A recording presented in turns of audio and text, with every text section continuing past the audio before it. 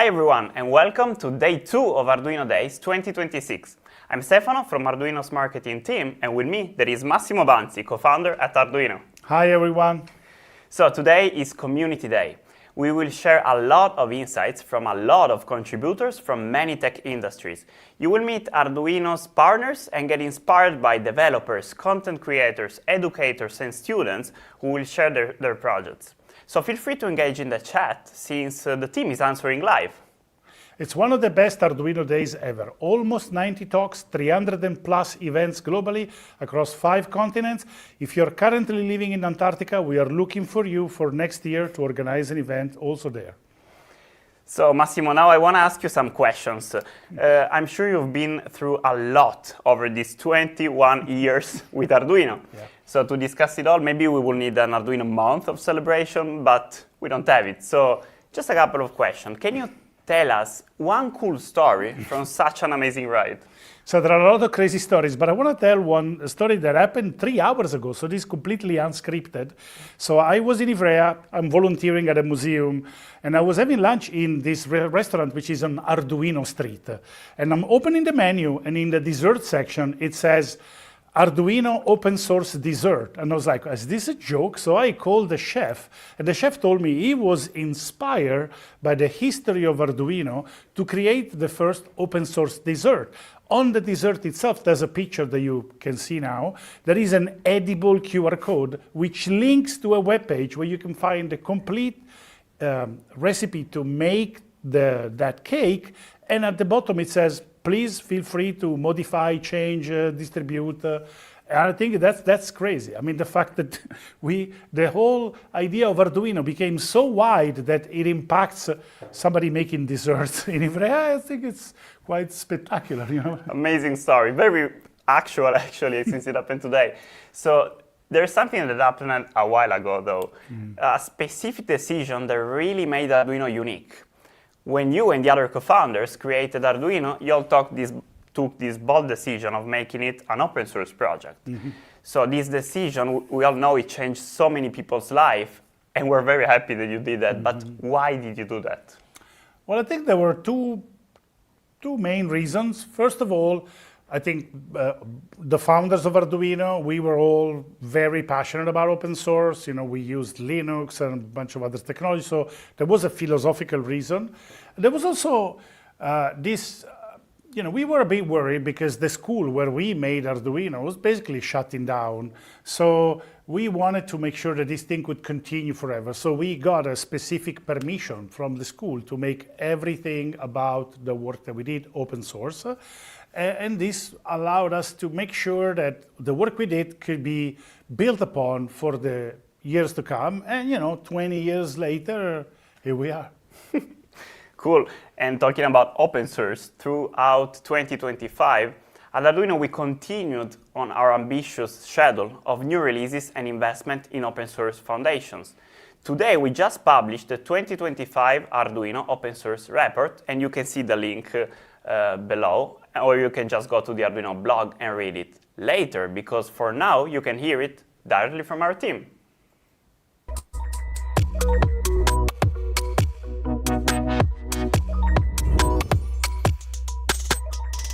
Hello everybody, welcome to Arduino Day. My name is Marcello Maionchi, I'm the Chief Product Officer of Arduino. I'm joined here by Adam Benzian, Head of Community, and Stefano Visconti, Head of Engineering of Arduino. And we are here because, like every year, right at the same time of Arduino Days, we're also publishing one of the most important documents that we do throughout the year, which is the Arduino Open Source Report, which is our own way to celebrate the amazing contributions that the community is doing every year to the open source spirit of the Arduino project, and the contribution that the Arduino team itself is actually doing to open source throughout the year. So, you will be able to download the open source report and we'll share the link with you. But we wanted to share with you some highlights of, all the, the data points that struck us the most and we find the most interesting. Maybe Adam, starting with you, we saw that, this year is not only the 21st anniversary of Arduino, but also the 10th anniversary of something else, right? That's right. It's actually the 10th anniversary for Arduino's creation of the library manager. So that's been amazing, because this year alone we have over 1,200 new contributions to the libraries, and the total numbers of the real library system right now is over 8,000. In fact, it's 8,754 libraries in the system so far. We also saw that we had over 6,000, in fact, 6,602 new versions of the libraries in 2025. Again, a lot of growth and continued engagement with the developers and the ecosystem. And one more thing I want to add, it also coincides, all of this, as we release every year, the open source report with Arduino Days. This is Arduino Days is coming on the 28th.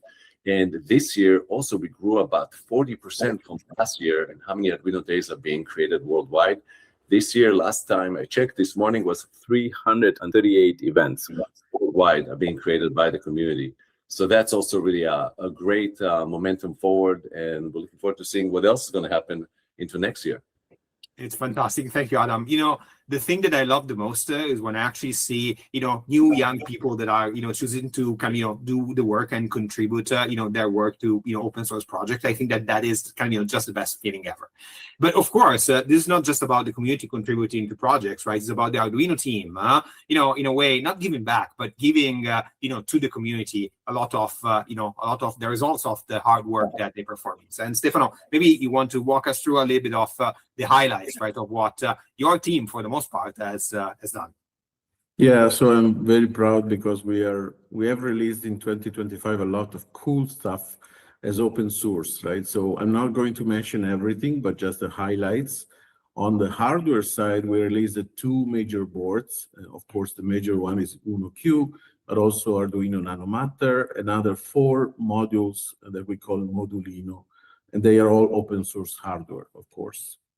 On the software side, we continued some of the major tools we already have, like the IDE and the CLI, but also we continued the story of moving and migrating our cores to Zephyr OS. It's a very important initiative for us to modernize our stack, to go toward this new technology, which is Zephyr, and also to ensure reliability continues to be important and available for our users. On the microcontrollers, hence Zephyr and MicroPython. On the Linux side, for the first time in 2025, we released a Linux distribution for UNO Q based on Debian, which we released also, and we worked on with the Qualcomm open source technology team. So it was a great joint effort and collaboration effort to release this new Linux Debian-based distribution for UNO Q. Last but not least, we have actually introduced multiple new tools for UNO Q. The major one is called UpLab. If you haven't heard about it, please go check it out. It's a great new tool for development on UNO Q, and it's fully open source with GPL3. So we are keeping our type of license that we used in past. We have released both UpLab as a UI. There is a backend tool called UpCLI, and also a set of development components called bricks that are also a new concept. All of this is open source software, great, available for all the users of UNO Q. I want to mention just one last thing. Anytime we work on Linux or Zephyr or MicroPython, what we try to do is always to upstream all our contribution, of course, not to create any special fork or branch. We want to make sure we contribute to the upstream project and the upstream open source community work. That's fantastic. Thank you, Stefano. It's so great to see, the Arduino team really working hard, and the result of that work, right, being contributed back to the community and released with, open licenses, creating commons for the for the hardware schematics, and for example, GPL3 for UpLab, right, which is again a good testament, right, of really the open source ethos that we continue to carry over as an Arduino team. But of course, these are just the highlights. I kind of really suggest for you guys to go on the Arduino website, download the open source report.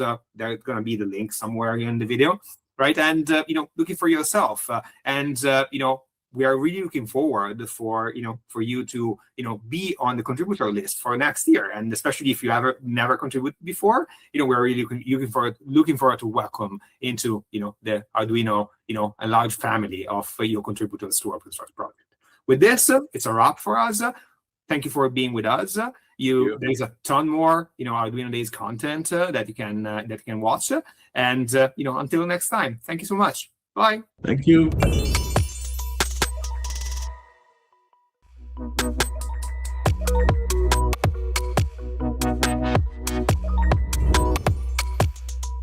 This is Eric Quartiers, co-founder of Arduino, and I'm here today to talk to you about some of the events we've been collaborating with in the space of open hardware. During the month of January, there's been 2 events in Europe that were very relevant. One was the Open Science Hardware Foundation gathering at CERN, and the other one was the Open Source Awards by the Open Source Academy of Europe in Brussels. I was present at both events, and I would like to give a shout out to all of the participants in both events.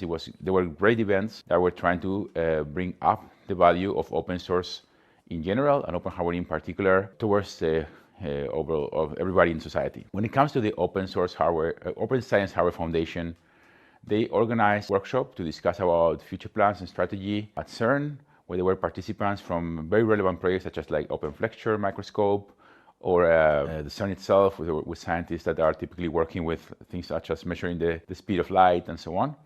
And we were present there just to discuss about possible strategies on how the Open Science Hardware Foundation should get organized and plan its future. One of the main, or let's say most relevant outcomes that we discussed, and then I'm going to be very engaged with, was adding the open source hardware discussion to the United Nations Open Source Week to happen in June this year in New York at the UN's headquarters. So we're looking forward at participating in this event in New York in the summer, and we invite any developers who are interested in open source hardware to join us in the hackathons that will take place there.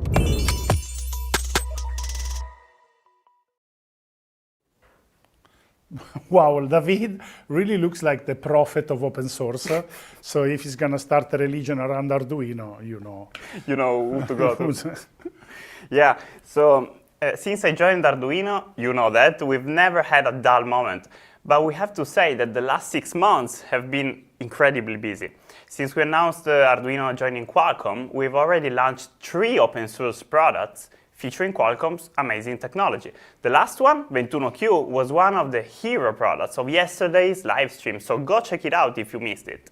While the first 2 ones were Arduino UNO Q and AppLab. And of course you tried them in action. So what do you think about these products? I mean, I love the Arduino UNO Q. It's great fun. I've actually used it with my students, which is in line with, at the beginning of the history of Arduino, we would design the products by working with the students. So I tried it. We used it to create objects that would interface with large language model without a chat interface. It went really well. The people from Arduino User Experience came to visit, so we were able to talk to the students. I love it. I think a lot of the projects that I ended up doing lately were all like a microcontroller, Arduino connected to a Linux machine, so it's great. Yeah, and today we have many content creators that will show their inventions. And you will now see a video recap of some of these cool inventions. But right after that, we're showing a short version of a project by the creator of creators, this guy. That's a very heavy. Thank you for the title.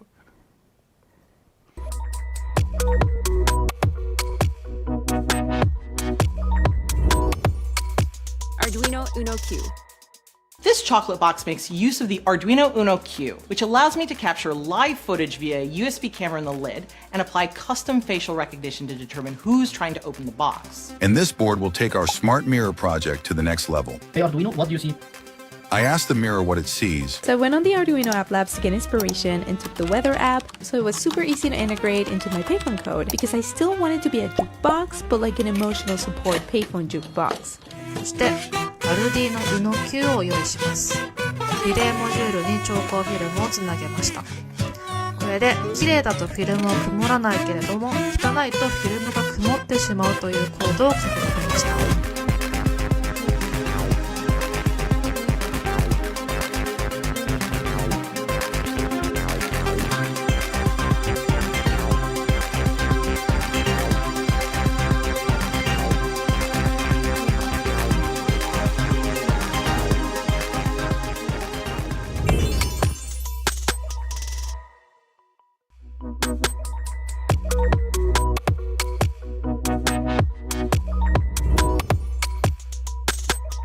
Hi Arduino Day, Massimo Banzi here. I want to tell you about a couple of projects that I built with the Arduino UNO Q. It's upside down. Well, it's still the Arduino UNO Q.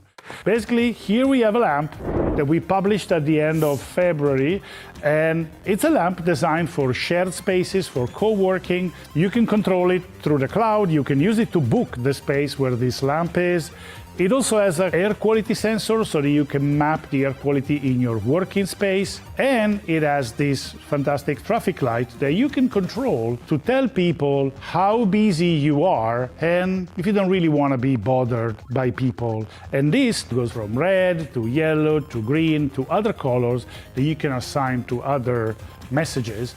But basically, if you're too busy, you set this to red and you know that they shouldn't bother you. You set to green, okay, come and talk to me. This was a very interesting project. There's a video online, go watch. The second project here, it's a digital musical instrument based on this software called Pure Data. So we built this interface here, which is a physical interface. It's all pixelated, so you don't see very much. But the idea is that you got a physical interface that sends data to Pure Data. You can reprogram completely your device, even if you don't know how to program, because Pure Data is a free, open source, visual programming language for music, so you can make this into a sequencer, synthesizer, whatever, and you can change the behavior of the device by simply sliding in an RFID tag. So each RFID tag tells the device what to become. You slide it in, and you take advantage of the physical interface. So this is going to go out April 2nd. So thank you very much. Happy Arduino Day, everyone around the world.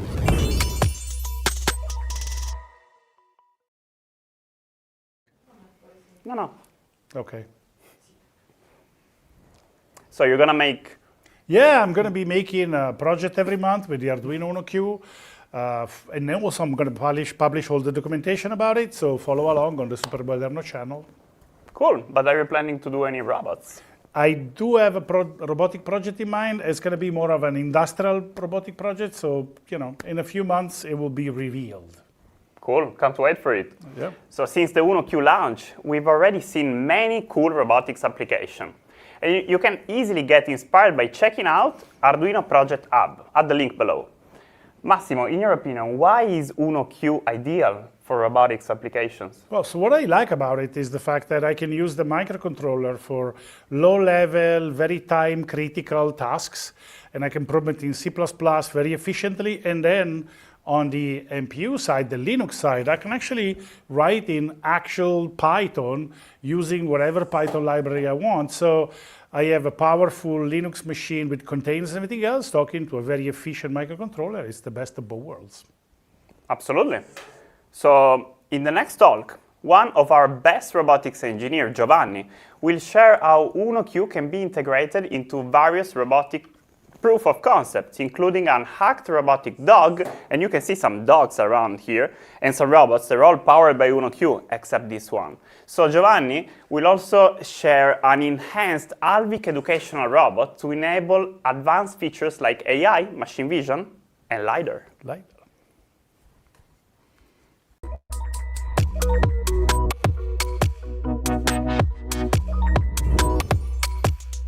Hi, I'm Giovanni from Arduino R&D. My major subject here in Arduino is robotics, and today I want to talk to you about Arduino UNO Q and robots, obviously. As you have seen in lots of our social media posts, we have a robotic dog. This proof of concept is this one.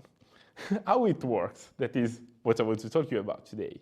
So we have an Arduino UNO Q connected with the internal electronics of this platform that is not made by us, but we hacked it, understanding which capabilities we have with Arduino UNO Q and our customers can do. There is an Arduino app that runs and enable you to have the remote control of the dog or add AI capabilities. We have a version with a webcam, a USB webcam with face detection. The STM32, so our second brain of our boards, enables these little face and emojis on the LED matrix. That is very, very fashion. So it gives a sort of humanization of the robot. This is one of the proof of concept that we made, understanding what you can build with Arduino UNO Q for custom robot. So our second proof of concept is bringing our Alvik, that is our little educational robot, and hack it on with an Arduino Q. We have a standard Alvik here with the quick cable that is connected with the Arduino UNO Q. There is a custom firmware that is running on the Alvik. The firmware is already available open source in our branches on GitHub. I suggest you to give a look on our GitHub repositories. And the very fancy thing is that with the Arduino UNO Q, you can enable new sensors that generally are very difficult to use with our other microcontroller boards. For example, LiDARs. LiDARs are some sensors that can scan with a laser the environment that surrounds the robot. So you can have, for example, localization of the robot or mapping, like generally your vacuum cleaner robot. And here we have also another custom board that allow you to have the CSI camera, understanding which are the capabilities of machine vision on this platform. Here we didn't use it too much, the STM32, so we did another proof of concept of bringing back our Alvik and enabling everything on the STM32. So here we have, for example, a custom board, this one with all these fancy dotties here, and we tried to edit the peripherals that we have here on the original Alvik. So here, for example, we have some USBs that just supersedes the Grove connector. So here you can attach, for example, some USB webcams or sensors that you love to use, for example, with ROS2. And also we added the CSI camera connectors, so you can connect directly the camera without any adapter. And we are continuously exploring the capabilities of this our little product that enable you lots of features. Also enhancing all the sensors of the original Alvik, like the time of flight, that now has a very fast refresh rate that you can see here on the LED matrix. A little spoiler for you, we are working on democratizing robotics with open source technology. Probably coming soon, you will have lots of bricks for your robotics application that simplify your life and enabling new features in your project. So stay tuned and see ya!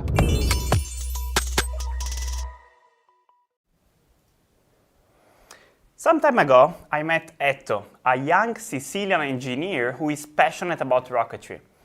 In the next video, you will meet him and his team at Fermilabs, hearing from them about their participation in the RoboCup Junior Rescue Competition. So check out how passionate they are about developing autonomous robots.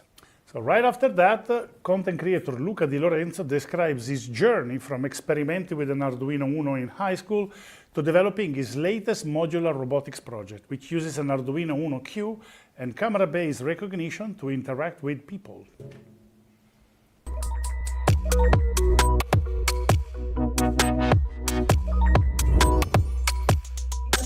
Hello, I am the team leader of the Tachyons team. We are a team participating in the RoboCup Junior Rescue Maze competition.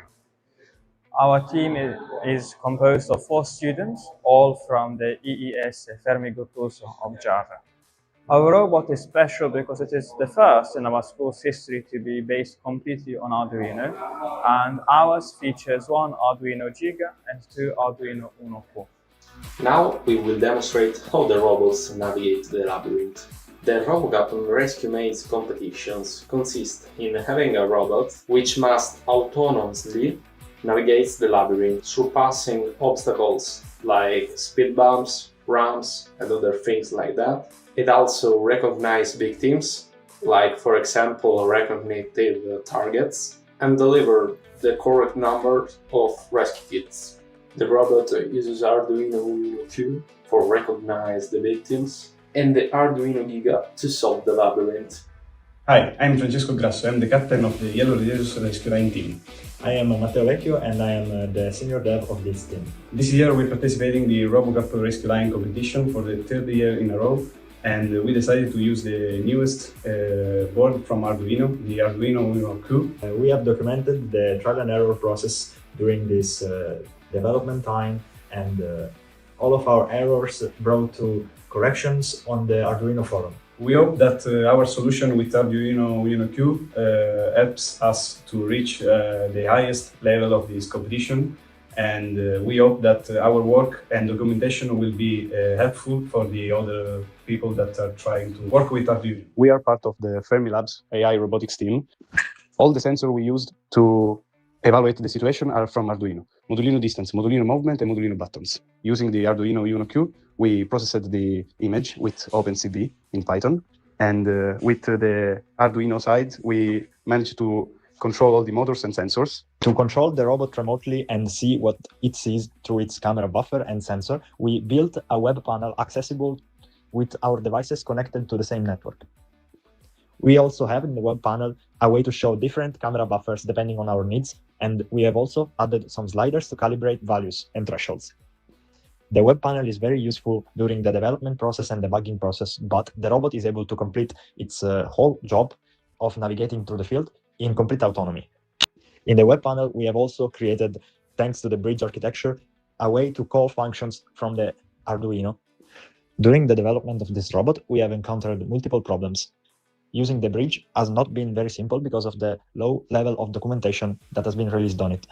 But after learning its quirks, we have managed to build a solid system that relies on it.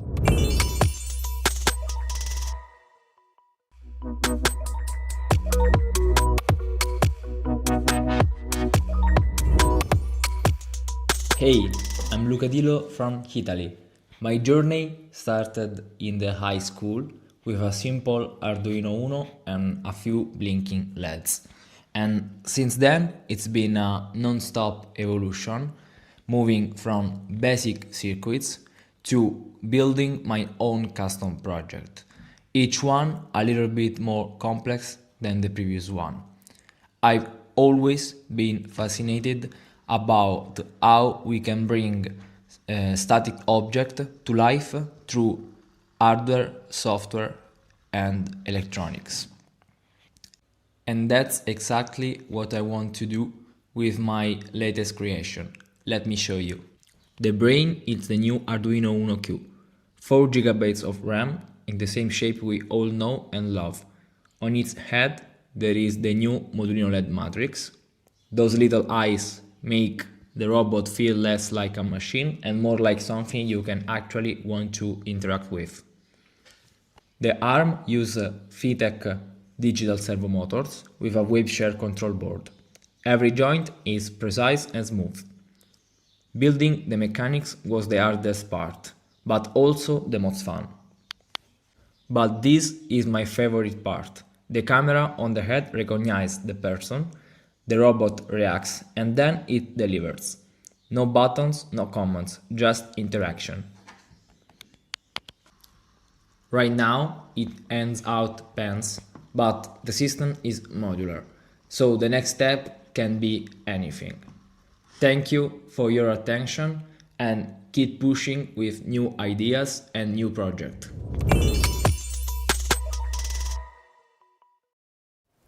As you've just seen in the last video, the Modulino LED matrix, which we launched yesterday, is already in action in Luca's creation to give the robot fun facial expressions. But over the next talks, we're still talking about the Arduino Modulino, right? Yeah, the next creator is one of our favorite educational channels, Drone Bot Workshop. Bill demonstrates how the Modulino modules are quick, compatible, plug-and-play, smart components that you can daisy chain and use to add I/O capabilities to your project, and I love them. And after that, my marketing teammate Assunto, who happens to be here supporting the live stream, ciao Assunto, will show you a Modulino-powered home automation project that's called Cubino. It's a physical controller that provides an intuitive way to manage smart home scenes via the Matter protocol. Check it out.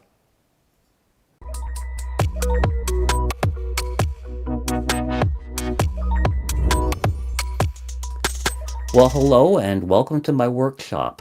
My name is Bill, and this is the DroneBot workshop where we build all kinds of electronic projects, including projects with microcontrollers.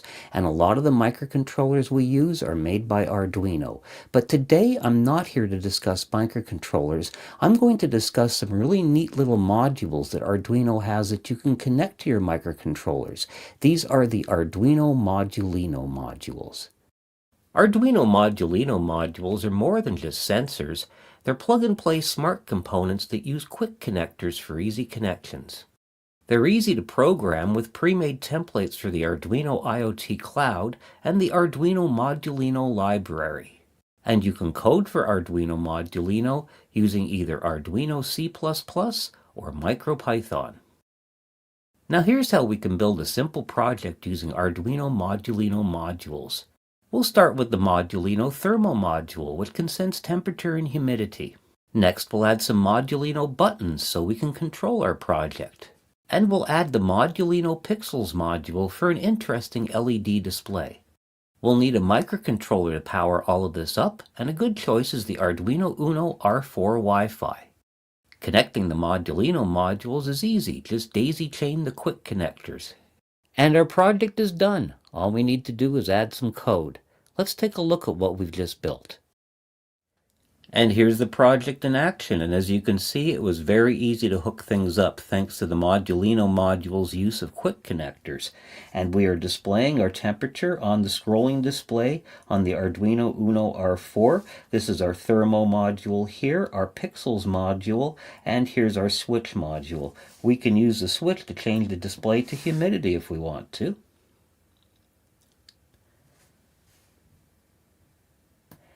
And the Pixels module acts as an interesting thermometer display. Let me heat up the thermo module just so you can see that the temperature went up and I got a red display there. So this has to be one of the quickest projects I've ever built thanks to the versatility of the Arduino Modulino modules.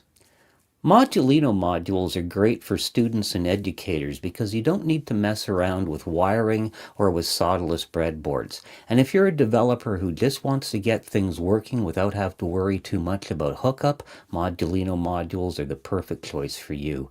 I'm going to be using Modulino modules in a number of projects here in the DroneBot workshop, and I hope you start to use them as well. At any rate, I hope you enjoyed this presentation, and I hope you enjoy the rest of Arduino Days 2026.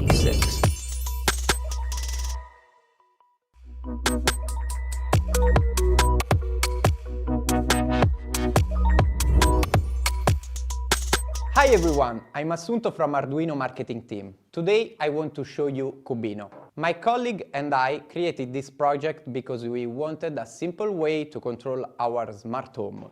Usually, to turn on a light or control your appliance, you have to use an app or a voice command. We felt something was missing, a physical feeling. We wanted to control our home with a real object that gives immediate feedback, so we built this cube.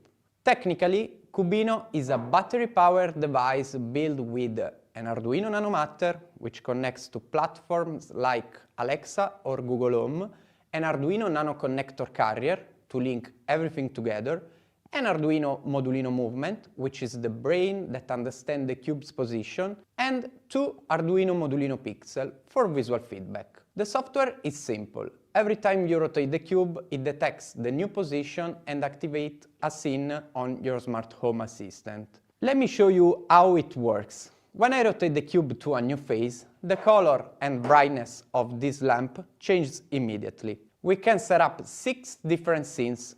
For example, we have cinema mode, you rotate the cube, the lights turn purple, the shutter go down and the projector turns on. Or a relax mode, the lights turn blue and Alexa starts playing some soft music. Because it uses the Matter protocol, it works out of the box with almost any smart devices. We believe that technology should be fun and easy to touch. Cubino makes the smart home feel more real and intuitive. Thanks for listening and happy Arduino Days!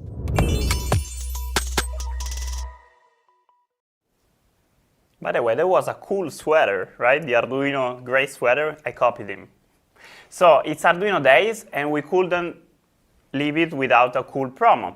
So head to Arduino store and get up to 25% on selected boards and kits. Plus, grab the Arduino UNO Q and get a free Arduino Modulino of your choice. So the next video is about Bren from South Africa. This maker with more than 15 years of experience shares how he uses Arduino and has been essential to his work creating props for major film productions. And after that, you will hear my recent chat with David Groom about a hot topic. Everybody is talking about these free and open source autonomous AI agents that can execute tasks via LLM using messaging platforms as its main user interface, like OpenClaw. Enjoy it!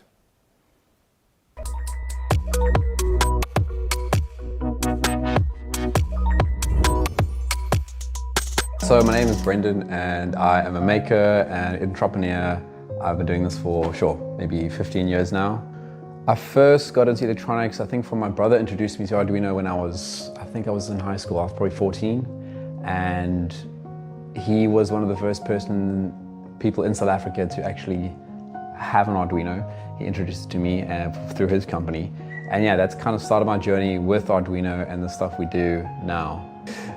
So how has Arduino shaped my work? So for the most part, I come from the film industry and I do a lot of electronic stuff. My main thing is making prototypes for people really quickly. And the thing about Arduino is that it changed the way we prototype products. I don't think people realize how much impact Arduino really has had in the electronic industry.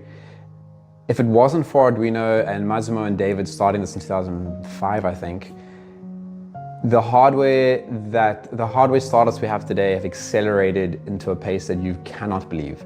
I don't think we would have things like 3D printers. We would never have things like drones. We would never have things like a lot of the latest tech you see now has always been prototyped with Arduino stuff. In fact, every startup in the world has used Arduino in some way, shape, or form. They revolutionized the entire DIY industry, and they're about to do it again. In fact, I found my very first Arduino Molino from 2009 or 2010. It's still dusty and it's probably got something wrong with the voltage regulator, but this one here, this is what kind of introduced me to Arduino. And from this, I mean, I've worked on films such as Maze Runner, Tomb Raider. I've worked with Netflix, Amazon, making props for the film industry. And if it wasn't thanks to Arduino and their boards, we probably would never have achieved the kind of things we've done. The new Arduino UNO board is going to revolutionize the whole industry again. I think we're moving into an age now with the AI being the most prominent factor in electronics and in tech itself. This new revolution of AI needs an accompanying electronic board. Now, for the most part, we've had Raspberry Pis, we've had Linux-based boards. And I think what they're doing now is the way that we can couple those things together and still use all the old Arduino boards and shields and modules with this new UNO, combining it with its own operating system, it's going to change everything. They're going to change it again. They're going to do it all over again.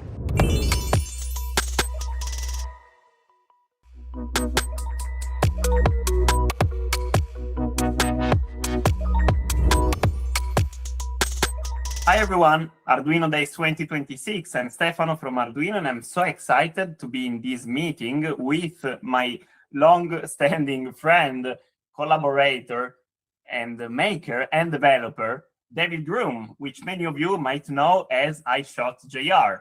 Ciao David, welcome. Ciao, how's it going? Very good. So, as you know, we are moving away from the simple chatbots to tools that can actually do things on your computer, right? The so-called agents. And among those is the famous OpenClaw, but also NanoClaw, PicoClaw, ZeroClaw, that is for those that are 100% Rust purists. And there is also Nanobot for lightweight, Python workflow, and many more. So these are local first agents, meaning they don't just chat, as I was saying, they can act on your local files and hardware without actually sending your data to the cloud, right? Which means that they're private, fast, and finally practical on the edge. So, David, with this ecosystem emerging, why has, in your opinion, OpenClaw become the gold standard for the community lately? I mean, for me personally, I was kind of sitting back watching what was happening in this space. I had tried to do something similar. A couple of years ago, a friend of mine, Kelly Heaton, who is a fine artist who also does a lot of work in electronics, and we had a live stream called The Spark Gap, where we were exploring to see how AI might be used to make greater accessibility in the embedded space. I think we've come a long way from the original situation a couple decades ago where if you were interested in developing embedded projects, it was pretty difficult. And obviously Arduino has come a long way in making that more accessible in terms of hardware, documentation, code, and we've come a long way in the past couple decades. But still, you have to be someone who is a programmer, or at least interested in programming, willing to get their hands a bit dirty.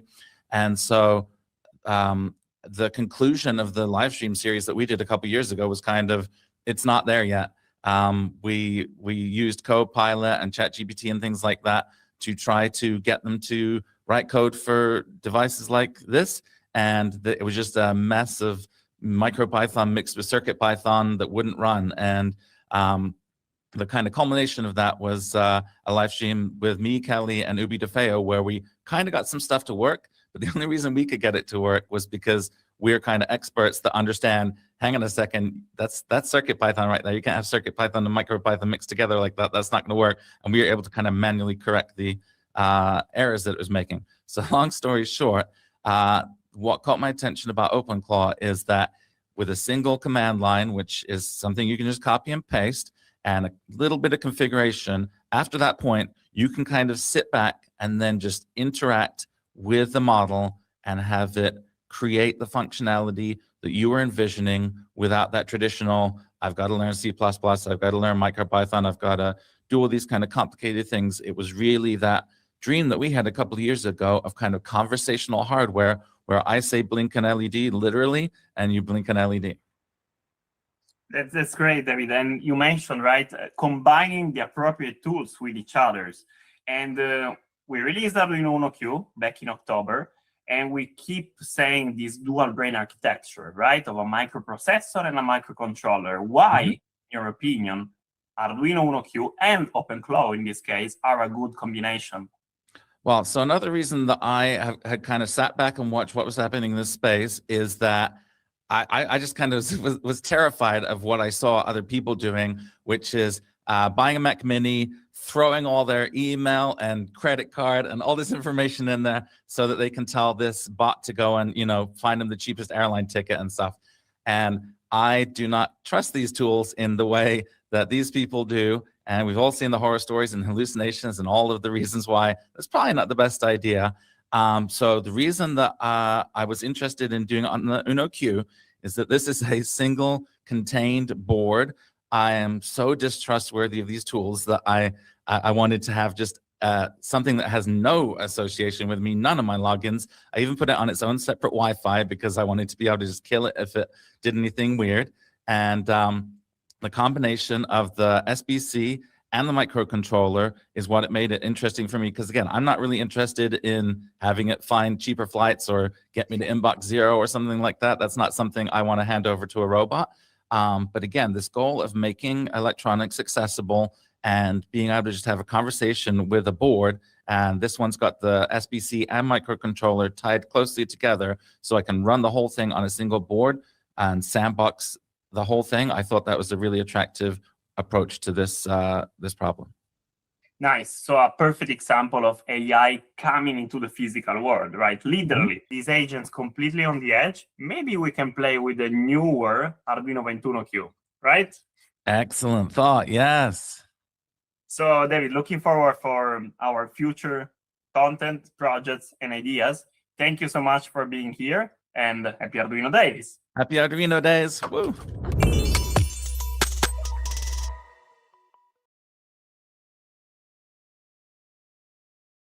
David's experience with OpenClaw running on UNO Q, you can read the dedicated blog post.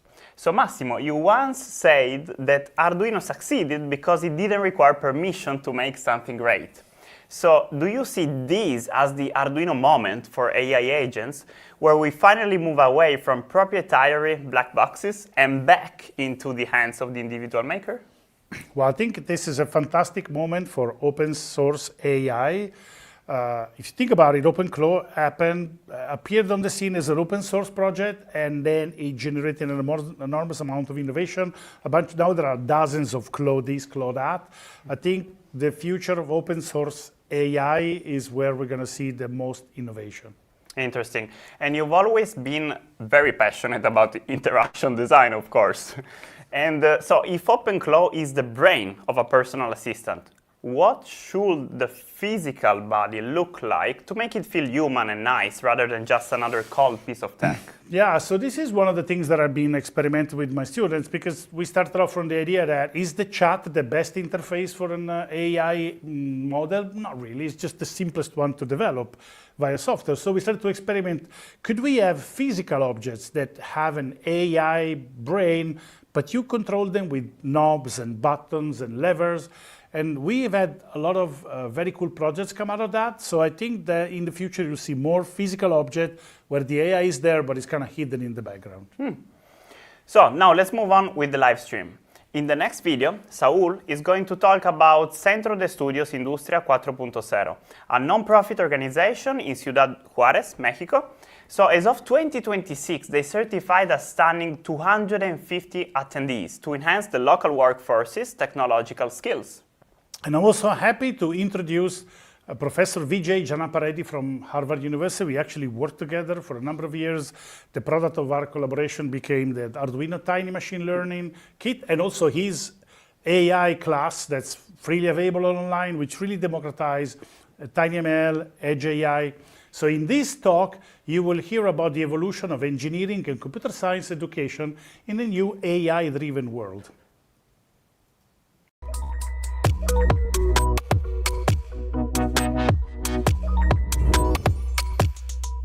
Hello, we are the non-profit organization CEI 4.0 or Center for Studies and Industry 4.0, located in Ciudad Juárez, Chihuahua, Mexico. My name is Saul Loya. I completed a degree in aeronautical engineering, and I now support the classes we offer at various educational levels such as robotics, programming, and electronics. Our mission is to develop technological knowledge and skills within the population of Ciudad Juárez so they can become more competitive in the workforce. We began the Arduino project at the beginning of the 2025 with a group of students from the ITCJ or local university. They were the first to be officially certified at the Arduino Fundamentals, and we became certified alongside them.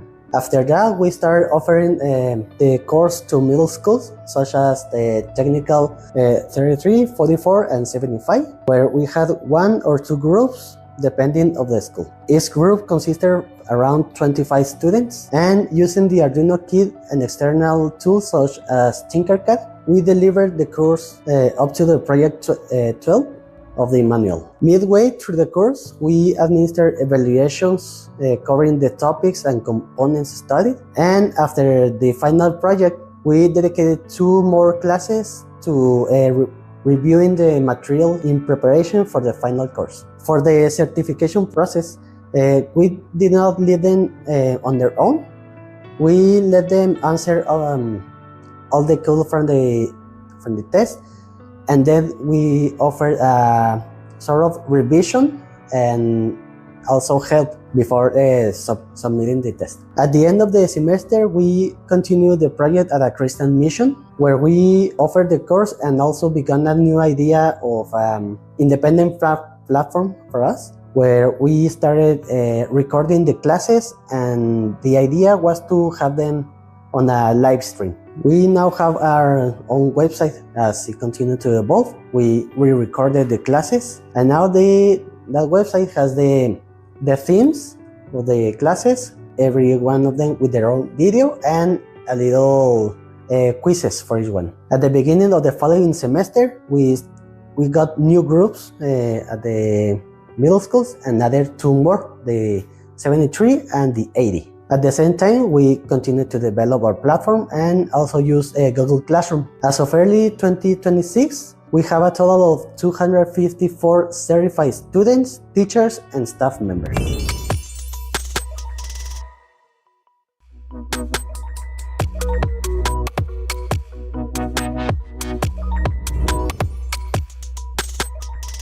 Hi, everyone, and welcome to Arduino Days 2026. I'm Adam Benzian. I work for Arduino, managing the community team with somebody that I know and respect for quite a while, Professor Vijay Reddy from Harvard University. Some of you know Vijay from all the work he's done with machine learning over the years. I actually first heard of Vijay because of the work he's done with the Harvard X class, the fundamentals of TinyML. It's a class that had over 100,000 people taking it by now. So let's get started. Vijay, you wrote an article recently that really talks about the future of engineering. And the one thing that you really touched on that a lot of us are thinking about is about the fact that programming languages and programming is being democratized. And one thing that you mentioned is that English in itself is not a programming language, considering prompts and vibe coding.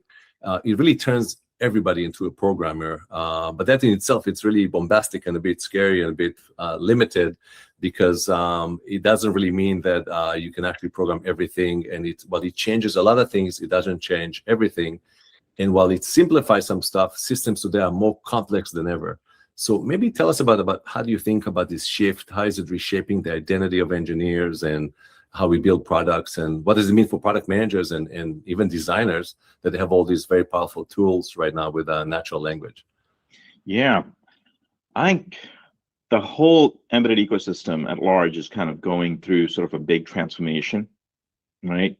If you kind of think about when Arduino first came out with the basic platforms and 8-bit microcontrollers and all these things that made it accessible through high-level abstraction, that really changed it. I mean, I remember being in school and kind of picking up an Arduino, 8-bit microcontroller and kind of playing around with it, right? Yeah. Like, if you kind of think about that whole experience and to where we are now we're essentially talking about being able to program these systems and be able to build things very intelligently, right? Previously, it's always about raising abstractions. Like every year we kind of raise the abstraction. I think right now we're saying everybody is going to become a builder, because in effect, they're going to actually be using English. And English is a programming language, whether we like it or not. Now, there are lots of pitfalls around calling it a programming language, but this is a very long history. Back in the 1960s, people were debating about natural language-based programming. Yeah. And the reasons we didn't really end up using English as a programming language. LLMs have come around, and suddenly it's kind of blown the whole space open, which basically means that you and I are all going to become extreme builders. But that does not mean that we're going to need any fewer engineers. And I think this is sort of the interesting paradigm shift that's going to happen now. Younger people, even though Arduino has been around for 20 years, everybody, not everybody is young, but traditionally always addressed a younger audience, STEM, K-12, people are starting to learn the journey. A lot of people want to go and study some sort of a computer science, computer engineering, etc. And there's a lot of information out there that makes people worried. And as an educator, somebody who builds curriculum, last thought, how do you envision the future of education in the context of computer science and electrical engineering? How does that look like at Harvard, and what you would like this to be in the next, say, 10 years? I think the one thing that's becoming clear, computer science is going to change. I'm not saying it's going to go away. It's going to morph into a new sort of a discipline, right? And I think when students are looking to kind of understand what they should study, they shouldn't necessarily run away from computer science, because good computer science, discipline education is really about understanding how to express your problems and understanding what the trade-offs are algorithmically and so forth. And that is a lifelong skill. Same with engineering, right? And I think, look, most people, obviously today, I think AI is sort of the new buzz. As my parents, when my dad said, you have to do computer science, in a way I could imagine some parents are like, oh, you should probably do something with this AI. This thing is going to be big, right? Yeah. The question is like, what should you do? And I would say that engineering is the element that students should study, because AI is going to be cutting through all of them. Right. Engineering teaches you the thinking, the method. Yeah, exactly. The thinking, the cost efficiency, the safety, the reliability, all these constructs that are taught. Those are the things that I think we still need more of, coupled with one new thing, though, which you mentioned earlier, which is ethics. Yeah. What does it really mean to build these systems? Because as we deploy these, it's the engineers who are building these systems now at scale.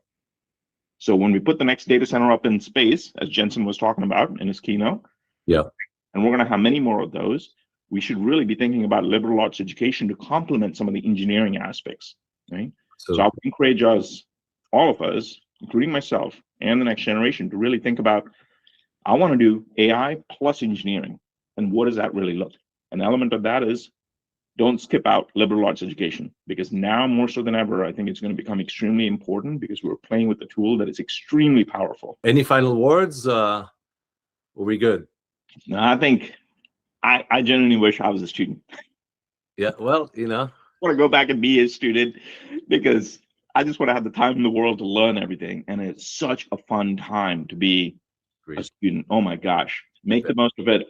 Use the resources like Adam's, pointed out a couple of them, and learn as much as possible, because there is a whole new world that we're going to open up. It's not like you're going to be getting on another bicycle that's the same thing that has been done before.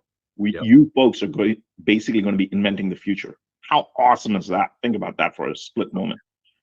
So I'd say have fun. Great message to the world. Thank you very much. Enjoy the rest of Arduino days, and we'll be in touch.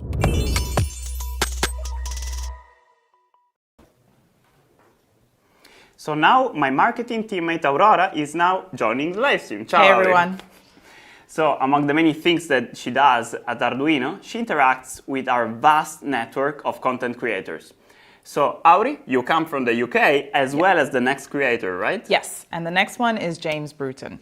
He is showcasing how he utilizes the Arduino ecosystem and various fabrication techniques like 3D printing and welding to create amazing robots and vehicles. His creations range from ball balancing robots to rideable Star Wars inspired vehicles. But last but not least, he created a very cool vehicle that he drives with facial recognition technology. The vehicle is powered by an Arduino UNO Q and programmed with the Arduino App Lab. Stefano, do we actually have any other projects with facial recognition? Of course. And as you will see in the video after James Bruton's video, our teammate Leonardo will show his creation of an AI-powered digital companion that uses Arduino UNO Q. But UNO Q doesn't only recognize faces, it can also recognize objects, as you will see in the video after by Kamitronics. So they created a smart mirror, which also features voice recognition and environmental sensing. Check it out.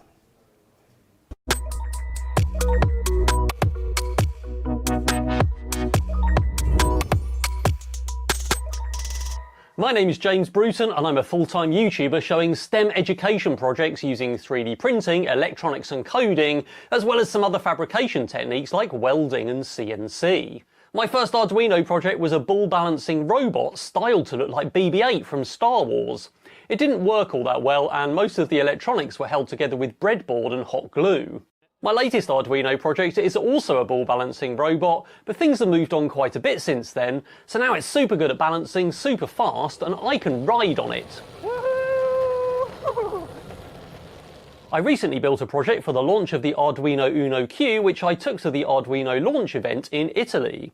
It's a car I can ride on, and it uses the face recognition and tracking example running on the Linux side of the UNO Q to control the steering. The chassis is made from fiberglass tubes and large 3D prints, which means it's modular and can easily be packed up and transported, which was quite important so I could get it to the event. The steering had to be electric using 2 DC geared motors and a feedback pot, which I turned into a giant servo using the microcontroller side of the UNO Q. It worked pretty well and I was able to drive around by moving my face from side to side.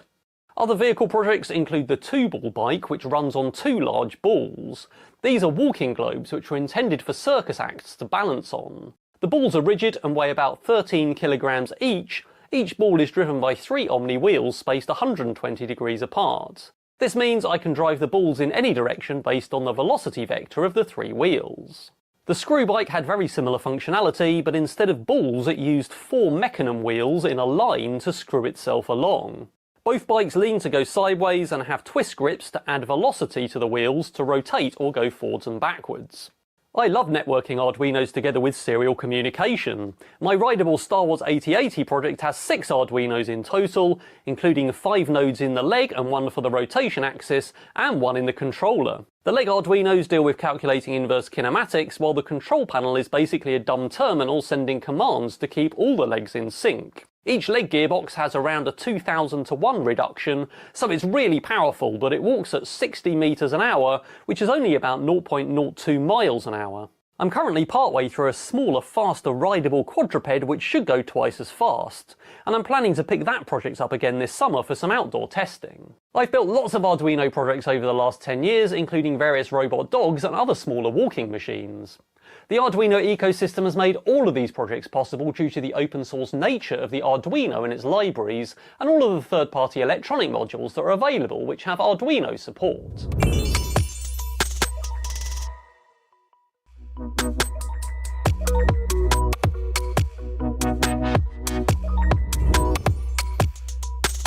Hi everyone, Leonardo here. Imagine walking up to your desk and being greeted by a friendly wave. In this project, we are transforming the new Arduino UNO Q into a polite digital companion. This is not just a static board, it's an AI-powered greeter that recognizes you and reacts in real time. Let's dive into the greeting from UNO Q project. To build this, the UNO Q acts as our central brain. We are using a standard USB webcam for vision, while the physical greeting is performed by micro servo motor driving a 3D printed hand. Everything is mounted on a dedicated plastic stand. The core of this project is the face recognition capability powered by Edge Impulse. We are using FOMO, faster object, more object, a lightweight algorithm designed for constrained devices. This allows the UNO Q to process video frame locally in real time, ensuring complete privacy and zero latency because no data ever leaves the board. What makes the UNO Q special is its dual brain architecture. We leverage the Arduino App Lab to split the workload. The processor runs the Python code handling the heavy lifting. It runs the vision model and hosts a web dashboard where you can see the live camera streaming. Meanwhile, the MCU runs an Arduino sketch dedicated to hardware control, like moving the motor and updating the LED matrix. The two brains communicate via the RPC using the Arduino router bridge library. When Python detects a phase, it simply calls the greet function on the MCU. The Arduino sketch then takes over, executing a sweep animation with the servo hand. This project shows the incredible potential of combining AI with physical computing on the Arduino UNO Q. You can find the full code, 3D files, and schematics on the Arduino Project Hub. Thanks for watching and start building your AI project today. Happy Arduino Days!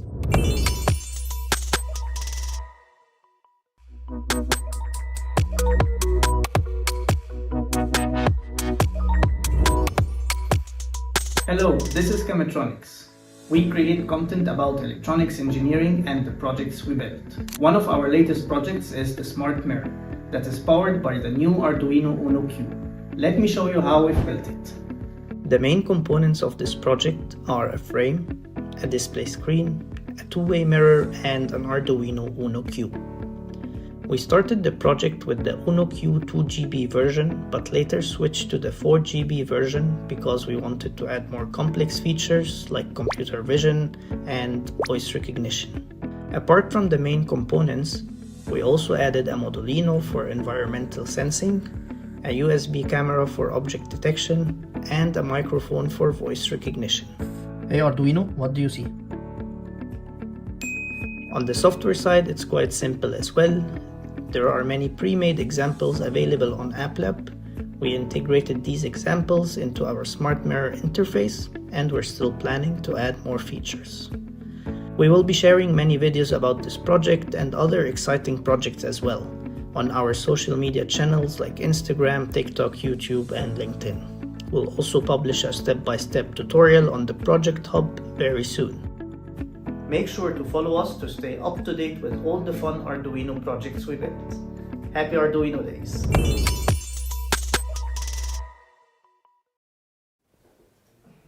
You know, I've always been curious about going to space. And actually the next 3 projects that we're going to check out are high-tech projects that are building our path to Mars and beyond. Ooh! So the first video features a project from a university in Turkey. Students will explain how they implemented Arduino Portenta machine control for their planetary rover. And then after that, you're going to meet Space Eagle, a student-run rocketry team that will share how they plan to push educational frontier by turning innovation into real missions. And then, one more, we're going to have a 3rd video where we look into the KARURA Mars Rover project, an international collaboration between universities in the US and Japan.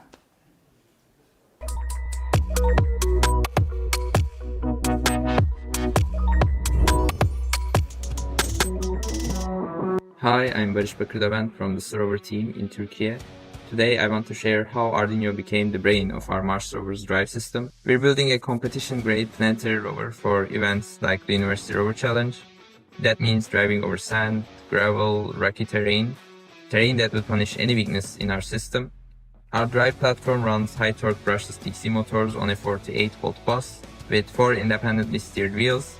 Every wheel has its own steering actuator, its own encoder, its own control loop. It demands deterministic control and, most importantly, industrial-level reliability. For the drive system controller, we chose Portento Machine Control, and it changed everything for us. It gave us industrial-grade input-output right out of the box. The terminal blocks, the isolated inputs, the CAN interface, all ready to wire directly to our motor drivers. No custom PCB design, no months spent on schematic review. We got reliable real-time behavior from day one, which meant we could focus our energy where it actually matters, tuning our control algorithms, optimizing our four-wheel steering kinematics, and pushing system performance overall. For a student team with limited time and budget, that's a massive advantage. The Portento handles the real-time layer of our entire drive system. It sends velocity and steering commands to each wheel module, reads back encoder feedback for closed-loop control, and runs the safety logic that protects the rover, including our emergency stop chain through a hardware relay. It also bridges our radio link. It receives CRSF packets from our Express LRS controller, parses them, and translates stick inputs into motor commands. So when an operator picks up the controller, the Portento is what makes the rover move. It is the real-time link between high-level decisions and physical motion. Arduino helped us bridge the gap between prototyping and industrial control, between software and hardware, between education and real engineering. Our rover has a carbon fiber chassis, Ethercat servo drives, GPU accelerated navigation, and at the center of the drive system sits an Arduino. From Mars rovers to smart factories, innovation starts with accessible tools. Happy Arduino Day.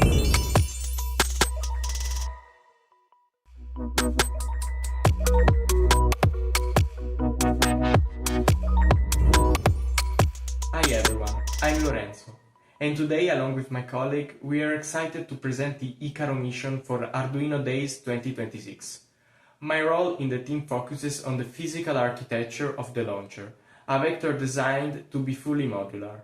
The structure consists of several 25 cm cylinders that can be disassembled and reassembled directly at the launch site to simplify logistics. To optimize the rocket weight without compromising its strength, we've developed a structural skeleton made of PA6CF, an extremely resilient composite material. The propulsion behind the system is our SARM-A engine, capable of generating 500 newtons of thrust, to carry the payload to an apogee of approximately 1 kilometer. Good morning, I'm Marco Michelini and I created the payload for this mission.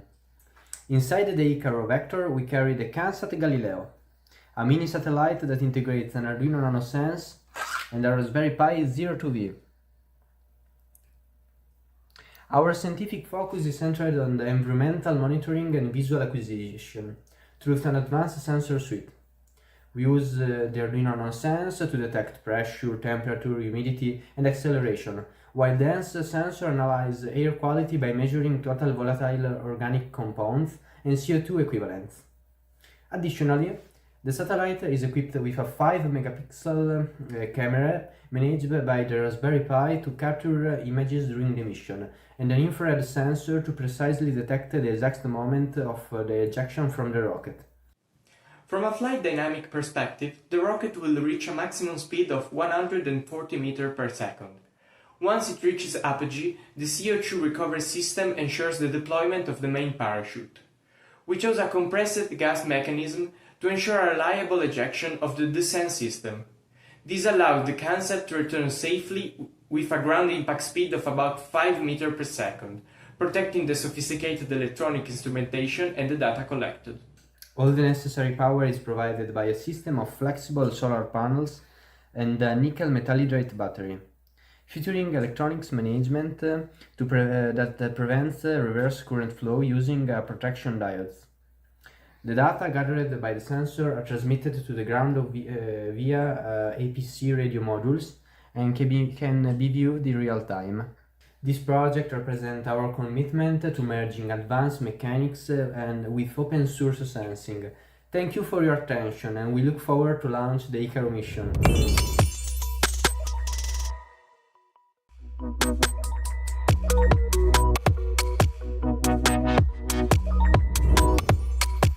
Howdy!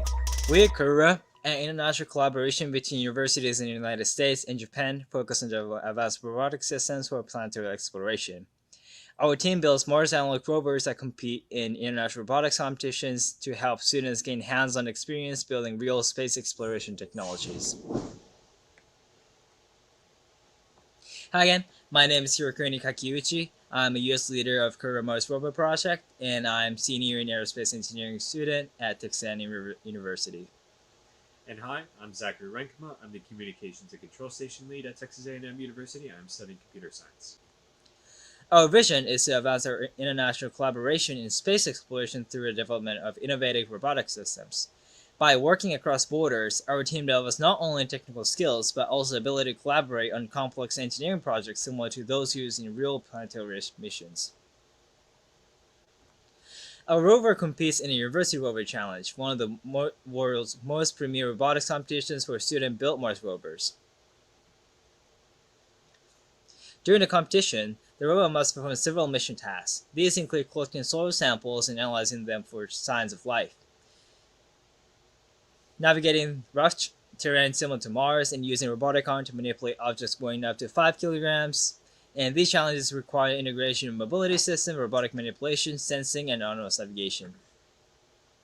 Another mission focuses on equipment servicing, where the rover must perform tasks such as operating switches, plugging in connectors, and manipulating tools using its robotic arm.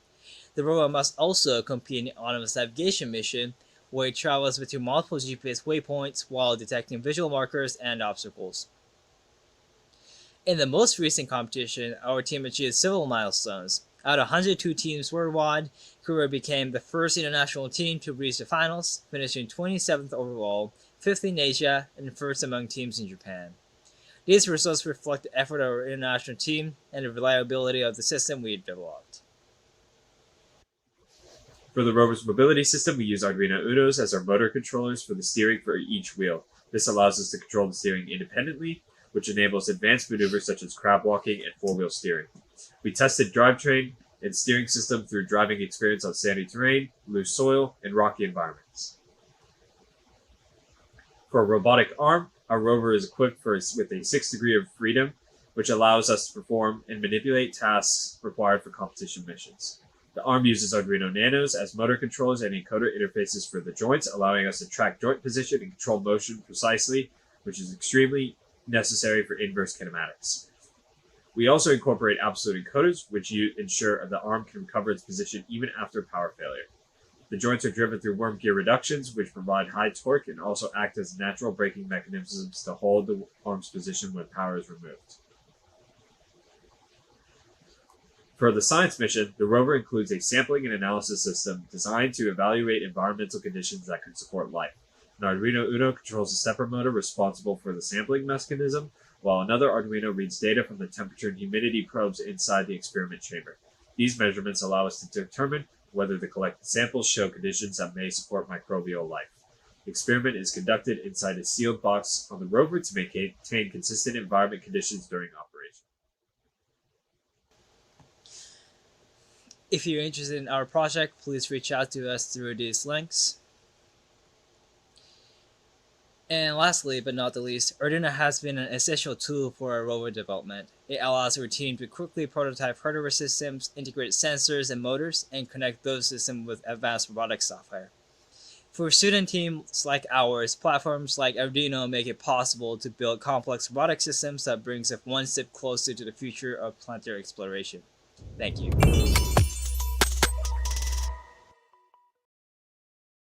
Stefano, do you have a favorite sport? Yes, so I play tennis, but sometimes I love to play ping pong. However, I could never beat the next speaker. Edge AI engineer Samuel Alexander decided to combine his passions to build a device that tracks table tennis stroke movement. I really love this project actually, and I might try it out soon on my own. So Auri, about favorite Arduino projects. Do you have a favorite Arduino project? I actually do have one this year. But let me ask you, Stefano, what's the messiest room in your house? Oh, that's easy. It's my kids' room. Well, the next project by Japanese content creator Marina might actually be able to help with this, and she's going to explain her process for developing humorous and unnecessary hardware inventions using the Arduino UNO Q.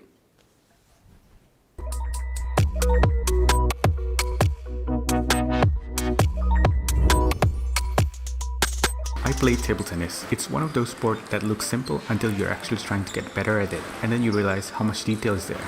And when you're training, there's no real record of what you did. You finish a session with a rough feeling and that's it. I'm also an edge AI engineer. At some point, those two things collided. So I built a bat that tracks my stroke movements for me. The real challenge here was fitting everything inside a bat handle. Arduino Nano 33 BLE Rev 2 with built-in 6-axis IMU, that's what makes it possible. Add a small OLED, a 300 mAh LiPo, a boost converter and a power switch, all inside a 2-part handle I designed in Fusion 360 and 3D printed. I ordered a real blade without a handle, glued on proper rubbers to make it feel like a professional bat setup. Now let's assemble the hardware. The OLED screen is wired to the I2C bus and a 5V power.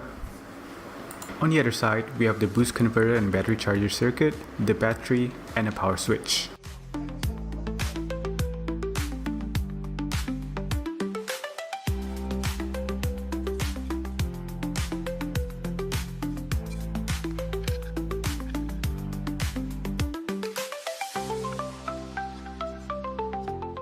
The handle is 3D printed in 2 halves and all the electronics are enclosed.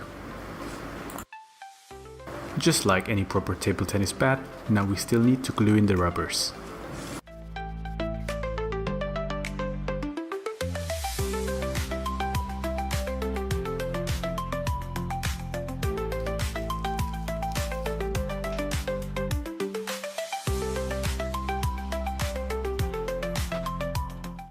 Now here's what the fully assembled hardware looks like.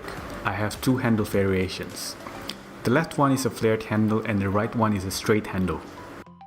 Now to train the model, we needed labeled stroke data. I wrote a simple web app that connects the Arduino over Bluetooth. You input the stroke type, like forehand smash, hit the pulse, and the Arduino detects each swing using acceleration threshold.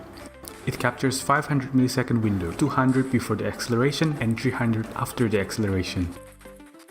You can then download a zip of the CSV files and you have all the stroke data for that session on your phone.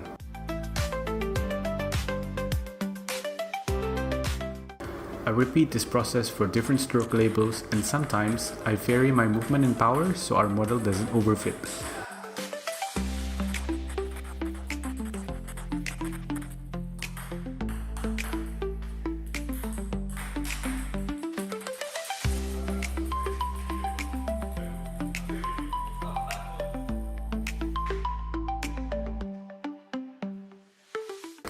This is what our dataset looks like. One CSV file represents one stroke, which consists of 3 axes of acceleration and 3 axes of gyro data.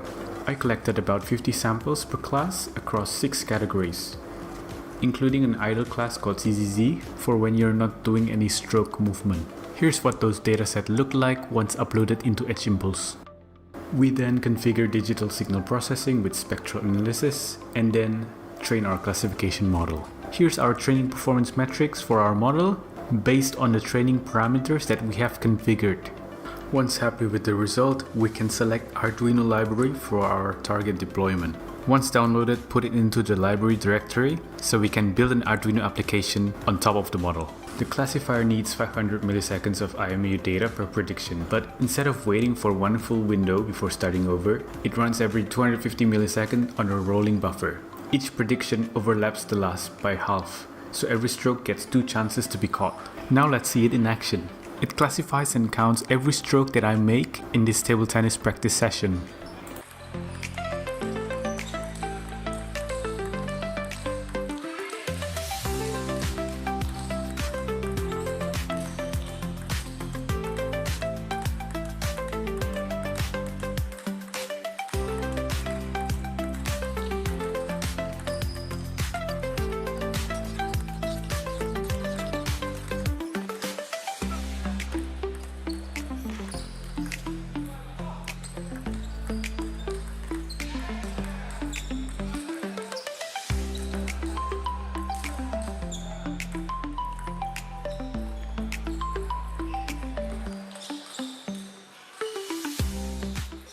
Here's the final result for my training session.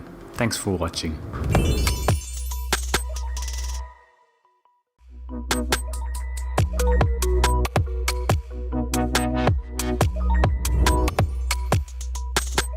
Hi, I'm Malmö drawing from Japan. I'm a content creator. I run a project called Modulino, which means making useless invention in Japanese. The idea is simple, even if something is unnecessary. Let's try making it anyway. I've built many hardware projects with Arduino. For example, I made an Apology email punching machine. It has a piezo sensor inside, and when you punch it, it sends an apology email through the Arduino micro. I also made a machine that helps you escape boring online meetings.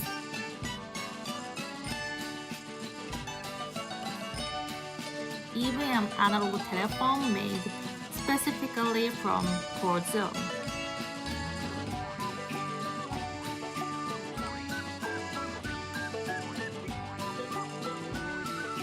For this project, I used the Arduino UNO Q to create a machine that makes my saloon invisible. An IP camera captures the room and personalizes whether the space is messy or clean. Based on the result, a smart evening film connected to the audio turns opaque or transparent. One thing I love about the UNO Q is how easily it connects to the internet. Since I tend to build things quickly and experimentally, it felt like the perfect partner for this kind of spontaneous hardware project. I want to continue using democratized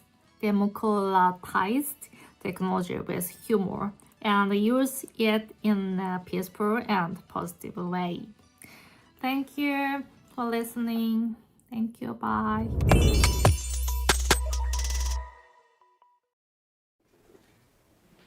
You know, Stefano, there's actually another content creator who creates, such fun and weird projects. And this is artist and educator Monica. And she's going to introduce her work of Arduino-powered weird robots and handmade electronics, which she's actually currently exhibiting at the Robotics and AI Showcase in Slovenia. You'll love it. Wow, for sure. Ciao, Monica. I can't wait to see that video. And just after that video, we're taking a quick trip underwater with the team Scuderia DM, who will introduce Float, an autonomous vertical profiler that monitors underwater environments. Enjoy it!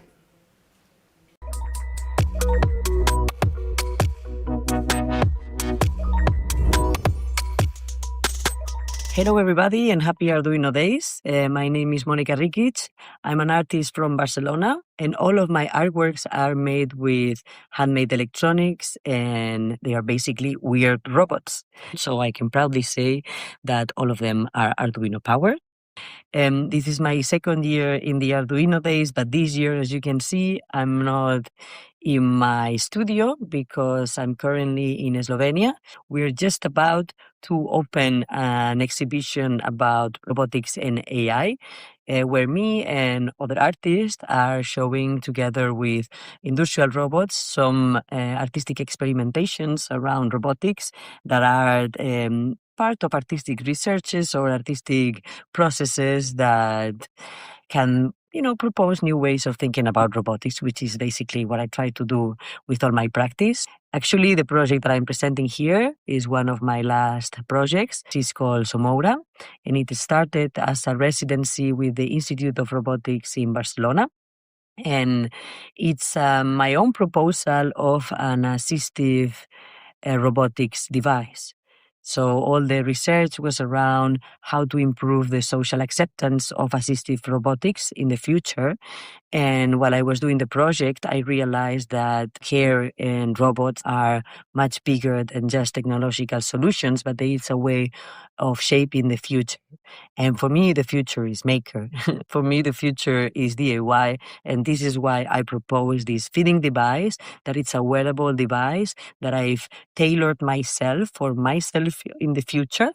And I put myself as an old lady, an 83-year-old lady wearing this device, that it's not only taking care of me, it's not only feeding me, but it's making me feel beautiful and alive. Apart from an artist, I'm also an educator. I coordinate a master's program here in Barcelona in a university called BAU, and I just can't get enough of this R4 Wi-Fi board because it's super cool and it's super nice for teaching students. For example, this year we've been doing a lot of experiments with media pipe, controlling LEDs, controlling even like bubble machines to do interactive projects with bubbles.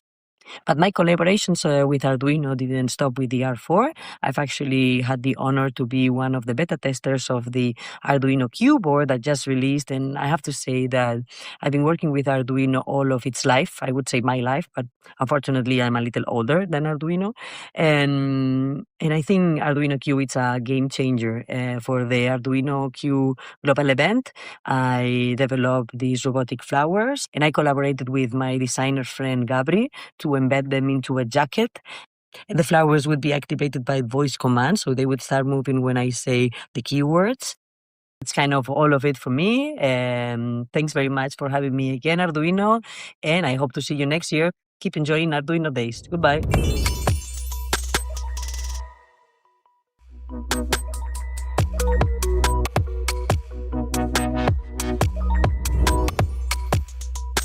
Hi guys, we are Scuderia Roma 3 and we are working on this device based on Arduino. His name is Float and it's an autonomous vertical profiler that moves up and down in the water column to measure some data, as example pressure and temperature, so we can monitor the underwater environment. To change the depth, we are not using any kind of propellers or thrusters, but the entire system is based on a buoyancy engine that works with a piston that moves forward and backward to change the volume and so the density of the device.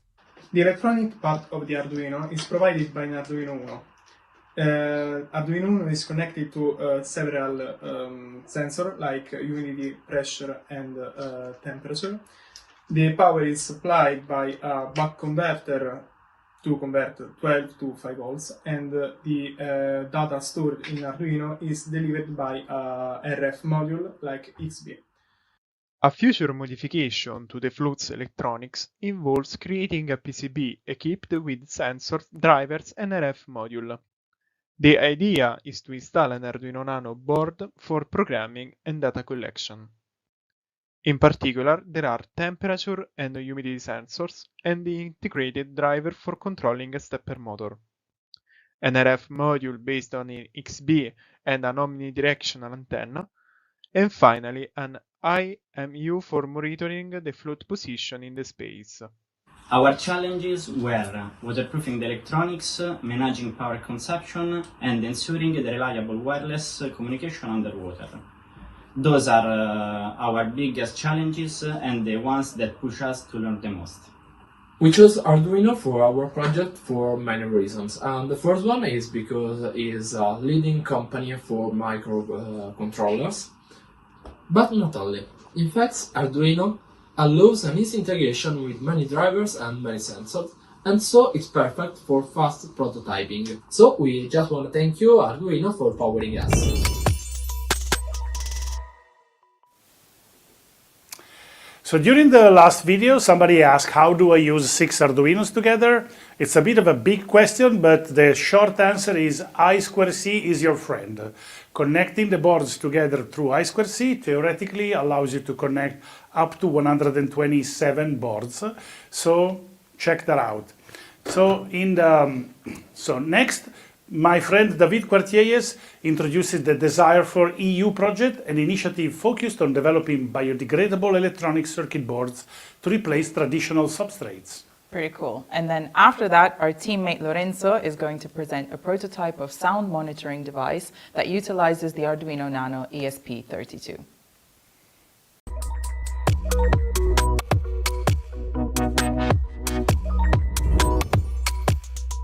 Hey, this is David Cuartillas, co-founder of Arduino, and I'm here to talk about the Desire for EU project, a project we're engaged in, where we are working at creating biodegradable electronic circuit boards. You might remember that last year at Arduino Day, we invited some of the partners of the project to talk about the development of the project itself. The project is advancing at the pace it was planned or expected to. We are really happy to announce that later this year, we're going to make a call for developers and educators interested in using biodegradable electronics in the day-to-day work. We're going to launch a massive beta testing process with over 3,000 boards that will be delivered to any corner in the world for as long as we can ship them, because we want to stress test these boards and try to understand whether biodegradable electronics can perform as good as the other prototyping boards we have been doing until now. For those of you that are interested in the technical features of this hardware, let's say that these boards will have TinyML capable microcontroller. It should be possible to program it using different workflows for machine learning. It will also have LoRa communication. It will be in the Arduino Nano form factor, and it will have a connector for adding any kind of I2C sensors, such as like the Modulino family or from any other vendors. So the idea is that you will be able to get in these boards and then try out how these biodegradable electronics will function in comparison to FR4 traditional substrate-made boards. And we are looking forward to invite people who would like to both use them in their classes, but also in their research and everyday projects to see how they perform. As an example, I would like to talk about a project that we will do at Malmö University here in Sweden, where I'm based at. We are planning at creating biodegradable housing for electronics, which means we'll use either algae or coffee grinds or any kind of like biomaterials to produce something equivalent to the MDF wood. With that, we will create housings for the electronics and we will place them out in the wild. We will monitor agriculture or aquaculture facilities, looking at temperature, humidity, and some other aspects, and report the data back via LoRa. And we will see how these boards perform for a 3 to 4 months period.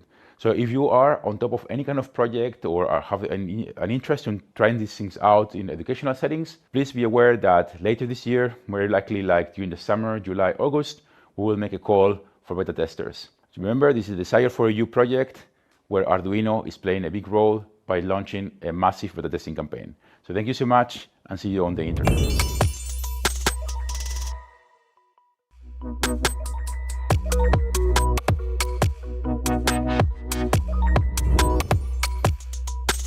Hello guys, my name is Lorenzo. I am from Argentina and I'm part of the CX team. And today I'm going to be presenting my raw prototype of a sound monitoring device. And as you can see, it's comprised of 3 main parts. The first one, the Nano ESP32. The second one, it's the microphone. It's an I2S, not to be confused with I2C, MEMS microphone.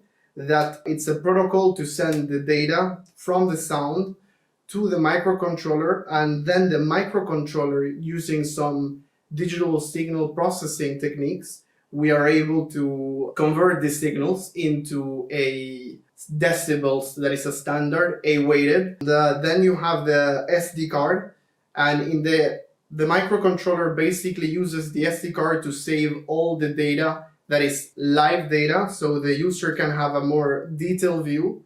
And why do I say more detailed view? Because the Nano ESP32, it's also connected to the Arduino IoT cloud, which the user can see in the dashboard all the important information. So like the decibels, the latest decibels, as well as plot all the decibels according to the time. And there you can also set some parameters, per se, how fast you want the Nano ESP32 to be recording the data.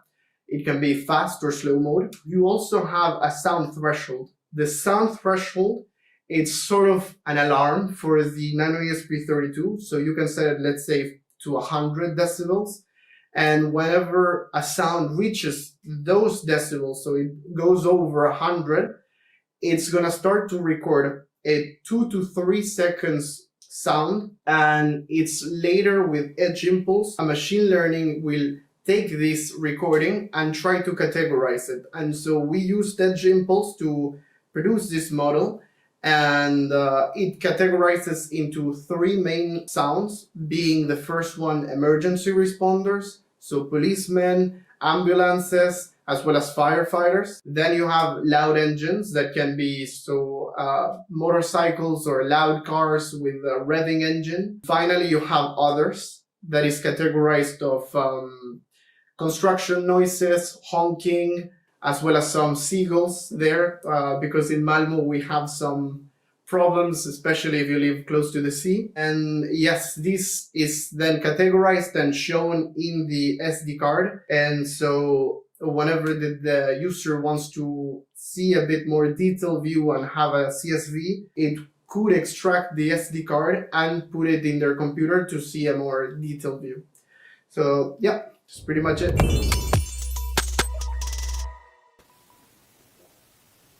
So in the next segment, Nikodem Bartnik shares his 12-year journey of using Arduino to bridge the gap between programming and the physical world. This led to the creation of globally recognized open source projects like the Dremel CNC. Pretty cool. And next we'll have Niccolò, a student from northern Italy, who will introduce Touching the Sky, a collaborative mission that uses Arduino payload on a stratospheric balloon to carry messages. Sounds cool.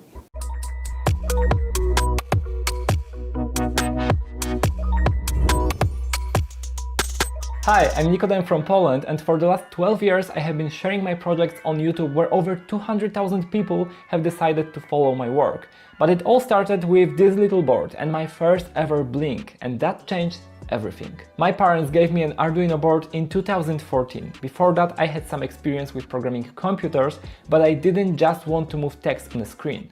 I wanted to move the world. I wanted to build robots, and Arduino was the bridge that made that possible. I started creating literally everything. Every idea was worth being turned into a project. I built a sensitive robot with some sensors, or for example an analog speedometer for my bike with a servo and some LEDs, or an eggbot, a machine that was drawing on eggs. And I shared all these projects on Instructables and YouTube so that others can build them as well. It was a lot of fun for me and such a good opportunity to learn new skills. Like the skill of checking the old power supply before connecting it to something. It was supposed to be 9 volts. It wasn't 9 volts. That's why my first ever Arduino board has this yellow sticker with an X on it. I still keep it, because that's how the journey started. But of course the journey didn't end there. Over time my projects got more and more complicated. I got into 3D printing, built an Arduino-based quadcopter from scratch, and the Instructable about it became quite popular. But even that wasn't enough. I quickly faced the limits of 3D printed parts and wanted more. That's how the Dremel CNC was born. The plan for the project was simple. Create a 3D printed, low-cost CNC machine that anyone worldwide can build and make it open source. And of course, control it with an Arduino board and a CNC shield and GRBL firmware. The project quickly took off. Thousands of makers worldwide have built it, and it reached 6 continents. I'm still waiting for Antarctica. Hopefully one day. A few years and many projects later, I went back to designing a CNC machine, this time a bigger one made of metal that I called Indie Mill. Once again, it was a very successful project that allowed thousands of makers worldwide to create cool stuff. This is definitely a more high-end hobby CNC machine, but I'm still using an Arduino UNO with my custom CNC shield called Indie Shield to control it, and it works great. Recently my projects focus more on advanced robotics and combining it with AI, experimenting with VLA models and LLMs that control the robots. But honestly, it wouldn't be possible without this small board now with the X on it. It bridged the gap between the lines of code and the physical world. From a small room to my projects built all around the world. It all started here. So go, grab a board, start building, and see where your first Blink takes you. Happy Arduino Day!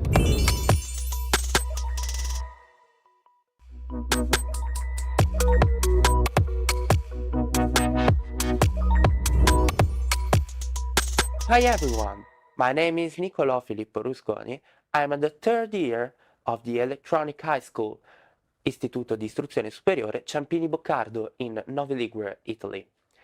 I'm part of the Generation STEM group led by Professor Campisi, and today I want to tell you about a real mission. It's called Touching the Sky. In April 2026, a stratospheric balloon will carry an Arduino payload. built by us in our school lab, and it will go up to 30,000 meters.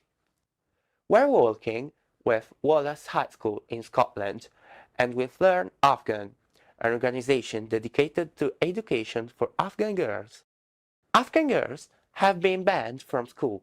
We have labs, tools, opportunities, and we often take that for granted. This project exists in part to remind us of that. Their messages are embedded directly into the Arduino code and displayed on an LCD screen. One of them reads, "Education is not a privilege. It is our right, and today it will reach space."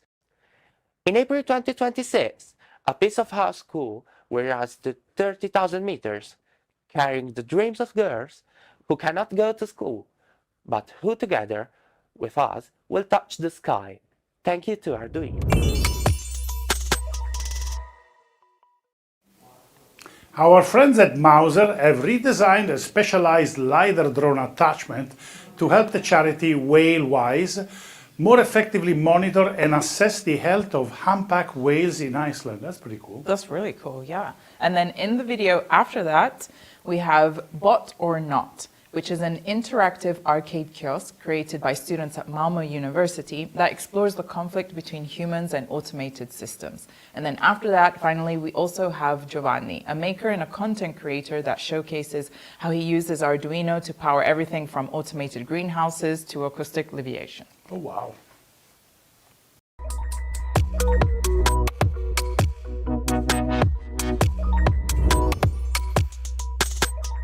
We designed a flying tool to help save whales in Iceland. Every year, a charity called Whale-Wise stations themselves in Iceland to look at humpback whales. The researchers stick a device called a LiDAR onto a drone and fly it over the whales. And by combining this data with the drone's photos, they can identify whale scarring and measure the whales to assess their health. We met with Jess from the charity and she demonstrated the LiDAR, but the system had loads of problems. You have to dismantle this thing just to get at the SD card. There are wires everywhere that can get tangled up in the propellers and chopped in half, and you have to catch it whilst wearing a leather bird-catching glove. So plenty of things to work on. We began by rebuilding the entire electronic system on an Arduino Nano. This let us make it all much smaller and lighter. Then we experimented with the physical design before heading to Iceland to test a prototype. We flew it over some whales and the data looked good, so we refined it into this finished product. The main body has internal features to perfectly house all the electronics, all held in place with the top part, secured with lightweight self-tapping screws. We've lightweighted the tray piece too, and optimized the clip mechanism. Woof. Compared to the first prototype, everything is much smaller. We achieved this by tightly arranging the electronics and having very thin walls. And we've displayed the information on the screen as icons, so there's no language barrier. It can still use the optional handle, and it's now more weather resistant. The SD card and USB-C charging ports are safely behind a rubber bone, so nothing will be exposed to the elements anymore. So, mission accomplished.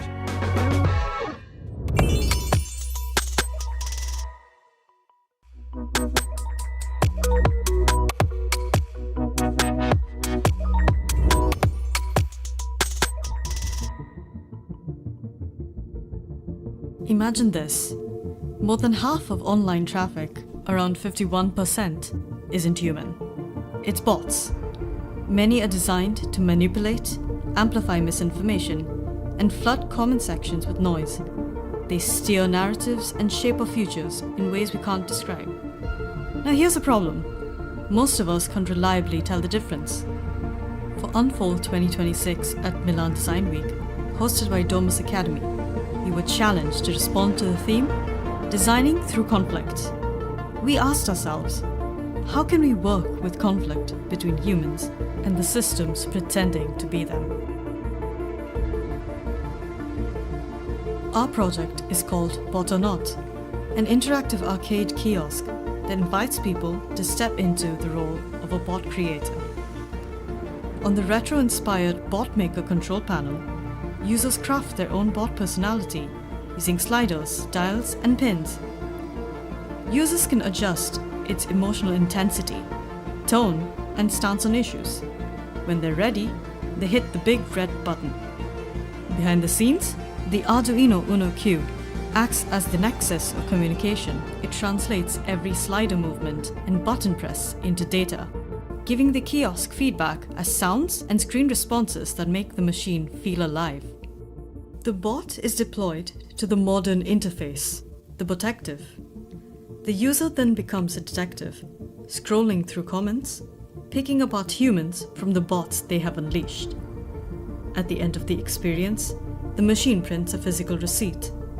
It tells the user how susceptible they are to bot-generated discourse and the invisible cost of engaging with it. Time, attention, emotional energy.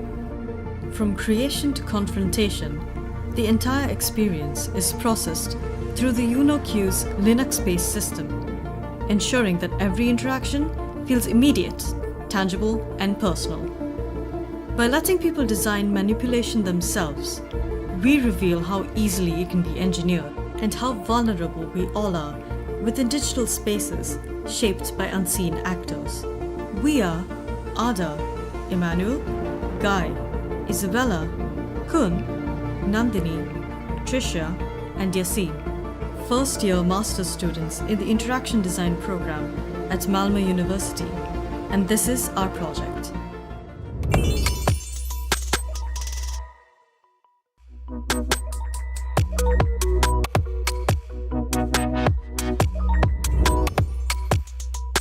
Ciao, sono J-Max, un maker e content creator dall'Italia. Per anni la mia missione è stata semplice: prendere idee folli, trasformarle in realtà e condividere l'intero processo sul mio canale YouTube. E al centro di ogni mio progetto, indovinate, c'è lui, Arduino. Amo i progetti che risolvono problemi del mondo reale. Per esempio, volevo far crescere perfettamente delle piante dentro il mio laboratorio. Così ho costruito una serra completamente automatizzata, usando Arduino che monitora la temperatura, l'umidità del terreno e controlla automaticamente la ventilazione, il riscaldamento e l'irrigazione. In pratica è una la ventilazione, il riscaldamento e l'irrigazione. In pratica è una smart home, ma per le piante. Arduino serve anche per divertirsi. Sono un grande fan dei giochi di corse, ma i simulatori di guida possono essere davvero costosi. Così ho deciso di costruirmene uno mio, usando un Arduino UNO, riconosciuto come un joystick USB, alcune parti stampate in 3D e un potenziometro. Ho creato un volante e una pedaliera personalizzati. Ha cambiato completamente il mio modo di giocare. Ma la bellezza di questa piattaforma è la sua versatilità. Un giorno costruisco un inseguitore solare con fotoresistenze per seguire automaticamente il sole e massimizzare l'energia, e il giorno dopo costruisco un classico gioco Buzzwire con contatore automatico di punteggio su LCD per sfidare i miei amici. Arduino ti permette anche di giocare con la fisica. Ho usato un Arduino Nano e dei trasduttori a ultrasuoni per costruire un levitatore acustico. Vedere oggetti fluttuare letteralmente a mezz'aria usando le onde sonore sembra pura magia, ma è realtà. Per me Arduino non è solo un microcontrollore, è uno strumento che rimuove i limiti dalla creatività. Che si tratti di domotica, gaming o esperimenti scientifici, se puoi immaginarlo, puoi costruirlo. Grazie Arduino per dare forza ai maker come me e buon Arduino Days 2026! So somebody in the comments said, Massimo make a thumb up if this is live. We are actually live. You can see I made mistakes live. We're, thumbs up. We're actually live in Torino right now. Yes, I can confirm that we are live. And next up, we're going to have our teammate Giulia, and she's going to introduce the UX design behind the Arduino App Lab. I'm pretty curious to see that too. After that, there will be Leonard talk on how you can build your own weather station by leveraging the Arduino UNO Q.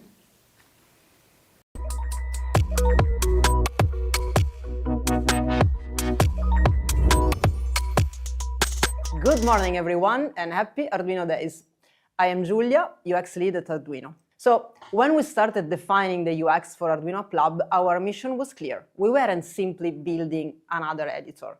We were facing a unique challenge. We had a new generation of hardware that introduced entirely new capabilities and a new field of experimentation for our users. Our goal was to design a unified platform which embodies editor capabilities, board management, and documentation.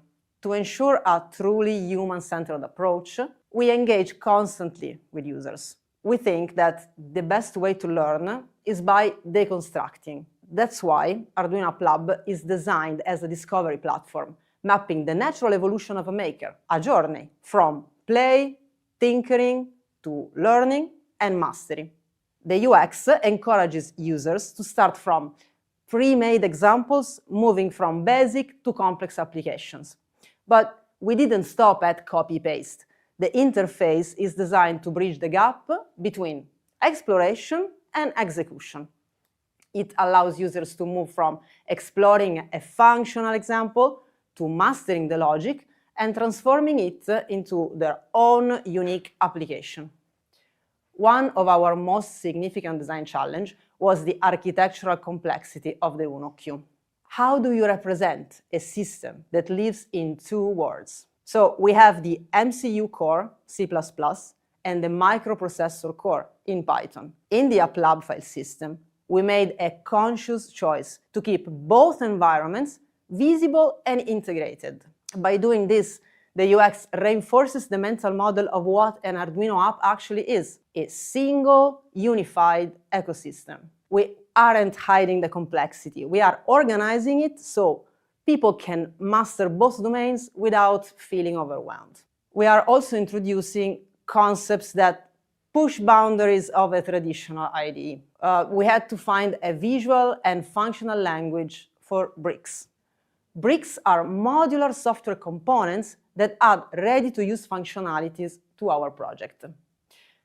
The challenge was making them powerful enough for advanced users, but intuitive enough so that a beginner could leverage their potential immediately.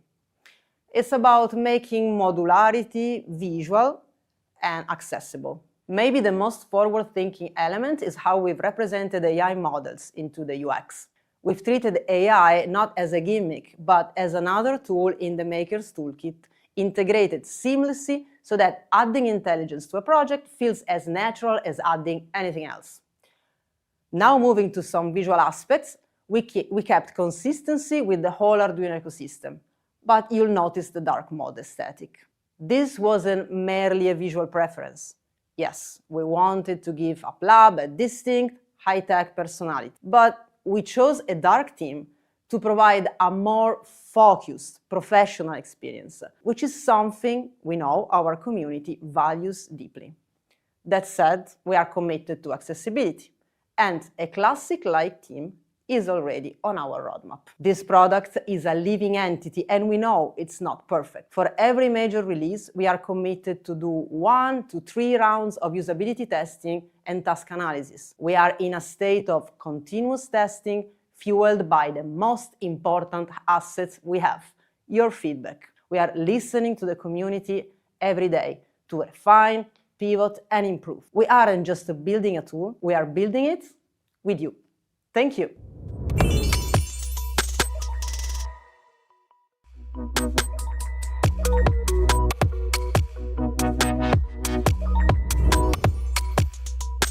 Hello, Leonardo still here. Have you ever wanted a completely autonomous weather station without relying on the cloud? I'm excited to show you how to build a local weather station using the new Arduino UNO Q. This is a local-first system designed to collect, store, and visualize environment data in real time.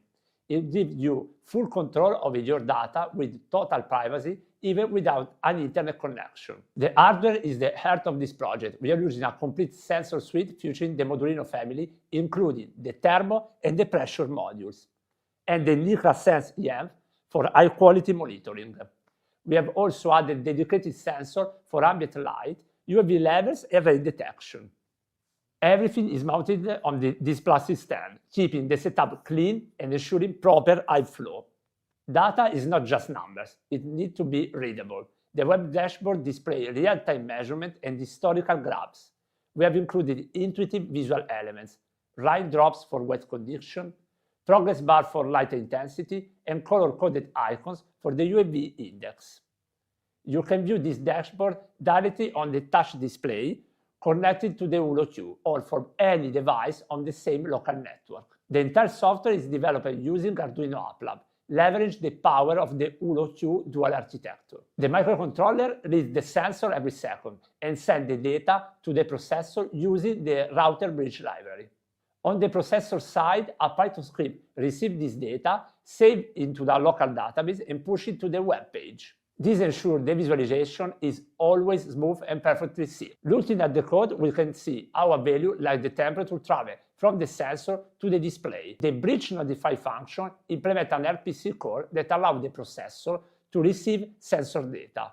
We then have the bricks, the web UI brick for the dashboard and the database storage brick to save our measurement. This makes the development process incredibly fast. This weather station is the perfect example of how the Arduino Q can handle complex IoT applications locally, making privacy and reliability a top priority. You can find the full code and schematics on the Arduino Project Hub. Thanks for watching and happy building!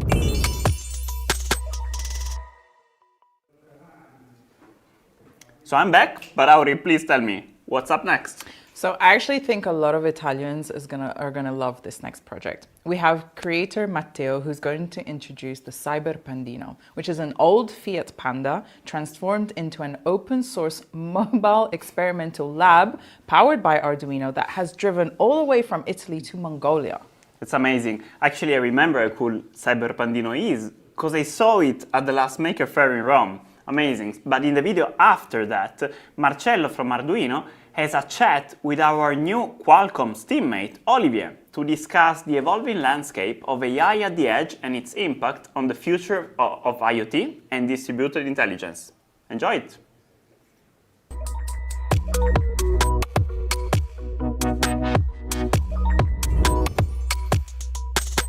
Hello everybody, I am Matteo Herrera, I am from Italy and I am one of the two creators of Cyberpandino, an old Fiat Panda transformed into a mobile experimental lab powered by Arduino. Cyberpandino started as a crazy idea. What if we could turn an old car into an intelligent connected vehicle using open source hardware? So we began integrating Arduino boards to read engine data, sensor, RPM signals, and build custom digital dashboards from scratch. With Arduino, we moved from the initial idea to implementation extremely fast. But Cyberpandino didn't stay in the garage. We traveled from Lampedusa, in Italy, all the way to Mongolia during the Mongol Rally. The car became a storytelling platform proving that technology, creativity, and open hardware can push real-world adventures. But what truly amplified the project was our decision to document everything and release it open source. Every line of code, every custom sensor integration, every experiment shared, because innovation grows when it's replicated, improved, and challenged by others. Projects like Cyberpandino show that Arduino is not limited to classroom or small experiments. You can start with a blinking LED and hand-building custom automotive system, connected dashboard, and real-world tools that travel across continents. That journey from simple prototype to complex system is what makes the maker ecosystem so powerful. And Arduino is often the first step in that transformation. Cyberpandino is still evolving, and it all started with a simple microcontroller and a big question. What if? So, happy Arduino days!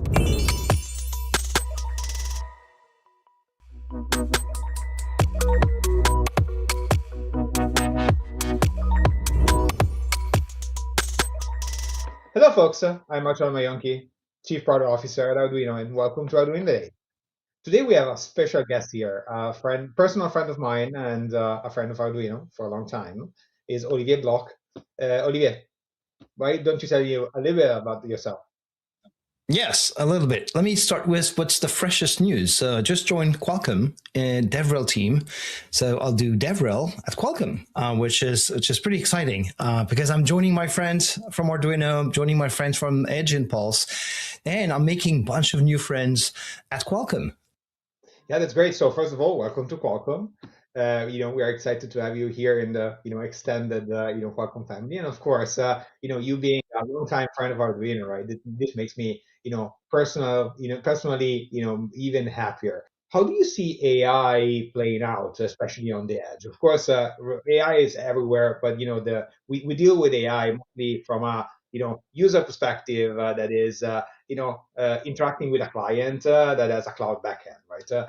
When it comes to edge, it's a whole different beast when you have a lot more complexity going on, because you need to bring down the models, so you need to run them on the edge, so on and so forth. So what are the trends that you're seeing from your point of view, and again, where do you see that Arduino way of doing things, right? Being able to make a difference in this new day and age that is AI enabled. Yeah. So as you know, and as we all know, because we are all technologists here, the big new shiny object is always something we've been attracted to.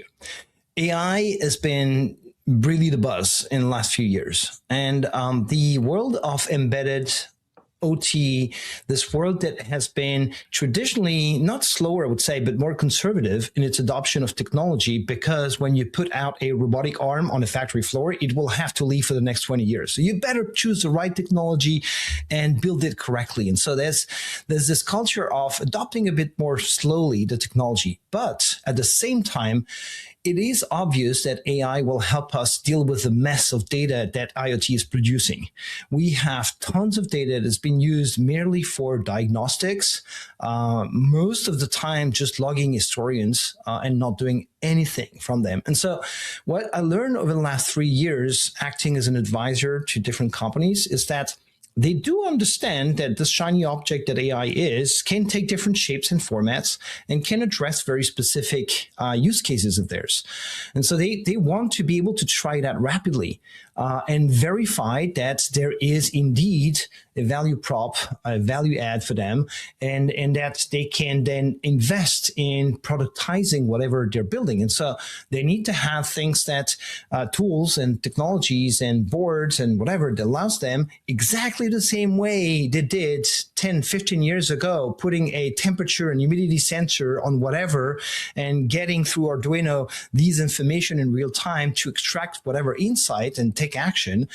That's this loop that we've been talking about forever. Well, now we're doing the same thing with AI in a prototyping board, and we can validate, or our customers or industrials, they can validate, hypotheses that they have. And Arduino being paired with Qualcomm like that makes for a fantastic platform or place to start with.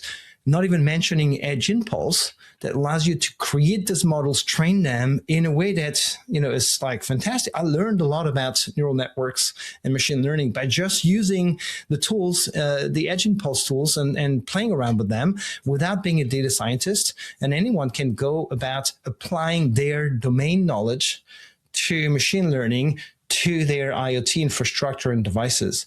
And one more thing is that people are discovering rapid evolution of AI leads to exactly where we want to be in the world of IoT, which is distributed intelligence. We don't want to have one big brain that does everything with tons of sensors around. We want to distribute the intelligence. One of the big reasons for that is we want resiliency. We don't want part of a robotic arm to stop because the big brain has stopped. We want each part to be sufficiently autonomous so that they can have a functioning that is not dependent on everything around them, or not dependent more so on a one single point of failure that could be a big brain. We want to distribute intelligence. We also want to have these peer-to-peer interactions. IoT, before being called IoT, was called machine to machine, right? And we're back to it. We're back to having machines talking to each other in a smart way, in sometimes I wouldn't say uncontrolled way. It's always controlled, even if it's AI, especially at the edge, but in a more flexible and capable way. And I find that fascinating. So we said we would talk only for a few minutes, and I've been at it for 10 already. I'm just super excited, Marcello. These times are just fantastic. Absolutely. You mentioned machine to machine. The way I put it is that, machine are back at talking to each other, but now they have something to say, hopefully. That's the main thing. Olivier, thank you for your time. I have one last question for you. Of course, you are also famous in, one kind of angle to the internet for your IoT show. I just want to make sure you're continuing to host the IoT show, right? I definitely want to continue whatever shapes it takes. whatever form. I definitely plan to continue being out there and talk to people about IoT technology and more, because there's more to what we're doing than just IoT. There's plenty of domains of applications, and AI at the edge is definitely a big one that is complementing, in my sense, in my opinion, IoT pretty well. And so you'll hear about me for sure. That's great. So, Olivier, thank you so much. And for the folks that are kind of listening to us, happy Arduino Day. We have a ton more content for you, following up this. We are so happy that you guys are here, and we'll see you next time. Cheers. Cheers.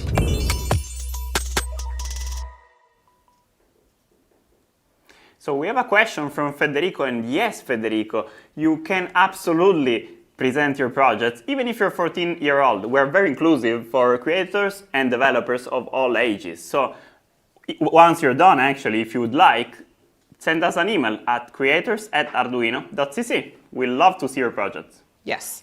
And now, next up, from all the way from Chicago, we have Kiara. And she's going to demonstrate how she uses various Arduino boards and software to power custom robotic projects like the RC-controlled Mo from Wall-E or a singing Magikarp. I mean, I would love one of those. You mean Magikarp, the Pokemon? Yeah. Oh, wow, then I love it too. So up next, a talk about the recently announced VENTUNO Q, the definitive powerhouse for AI and robotics applications. We talked a lot about this guy yesterday, so in case you missed it, check out Day 1 live stream of Arduino Days 2026. But for now, right after the talk that Auri just introduced, our own Arturo will demonstrate how you can run the official Arduino production testing environment locally on your VENTUNO Q. Check it out. And then lastly, we have Juan, who's showcasing a smart LoRaWAN-based monitoring system for stormwater pumping stations. Pretty cool stuff. Ooh.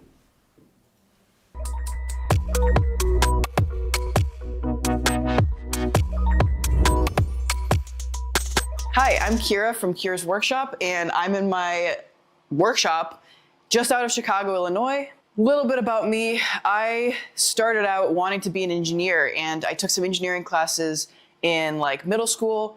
They offered a lot of different STEM-based opportunities, and a lot of what we focused on was Arduino-based stuff. That's where I heard of Arduino first. Not only just the Arduino UNO itself, that was a big starter board for us in middle school, but using the Arduino IDE, the software to program things, was also a big starting point for me as a creator and a self-made engineer. So because of that, I reach for Arduino a lot in most of my projects. I'll typically reach for an Arduino Nano because they're pretty small. They can fit into a lot of my projects because a lot of them require very small spaces and very small boards that can fit into those spaces, but are also very capable of running the things that I need. One of those examples, one of my most favorite projects now that I just recently completed, is this little Mo from Wall-E. He is an RC-controlled Arduino-based project, so I programmed an Arduino Nano to run all of the lights in his eyes and also be remote-controlled with one of these guys. So it just uses simple Arduino code along with some servos and an Arduino Nano as the brain. Another one of my favorite builds that I recently put together using an Arduino board is the singing Magikarp that is wall-mounted. It's meant to mimic a big mouth Billy Bass. It's huge though, and it's powered by an Arduino UNO R4, and that is hooked up to a PCA9685 to drive all the servos, and you push a button and it sings just like the original big mouth Billy Bass. And this was pretty easy to put together. The Arduino Unos are really handy because they've got those little breadboard connection pins. There's very little soldering involved. It was pretty easy electronics-wise. So thanks to Arduino for always putting out such reliable hardware. I always know that when I put together a robot like this, I can put the electronics all the way at the end of the build because I'll never have any issues. It's always really easy to work with the Arduino boards. Thanks to Arduino, and see you next time.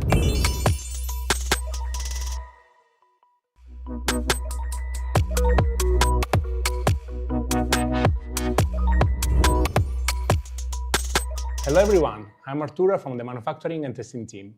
We are working on the production setup for the newly launched Arduino VENTUNO Q, fresh from Embedded World 26. Our manufacturing team is busy crafting a comprehensive suite of functional tests to rigorously validate every board, ensuring all tools and the production software is perfectly configured. But here's the exciting part. Today, I'm going to show you how you can run the exact same robust Arduino production environment locally on your VENTUNO Q. This instantly empowers all the internal developers to quickly and confidentially verify the board's health. We have a dedicated test for every single feature of the board. For instance, we can put the random access memory in test mode, checking the total amount of memory and flooding it with complex test pattern and verify that every single bit of data stays rock solid.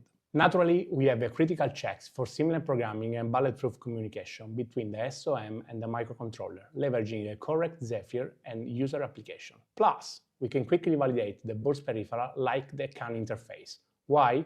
Because if you encounter a bug during development, you can be 100% sure that it's not due to a faulty component or an hardware flaw. This streamlined process allows the development team to concentrate exclusively on features, implementing and meeting deadlines, rather than being slowed down by unexpected hardware issues or time-consuming configurations. This will ultimately accelerate the delivery of the end-user features. This is it. Thank you very much, and see you. Happy Arduino Days!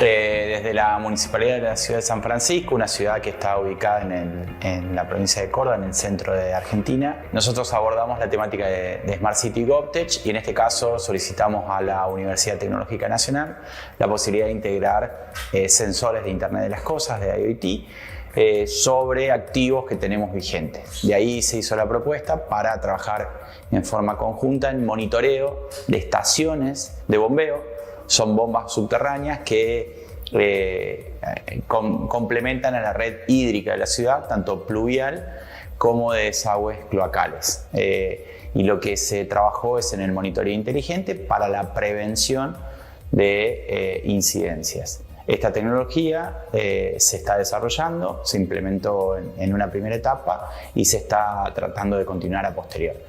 Gracias a la colaboración con la empresa, con Arduino y nuestras relaciones en Italia, pudimos lograr la participación y la conexión con la compañía.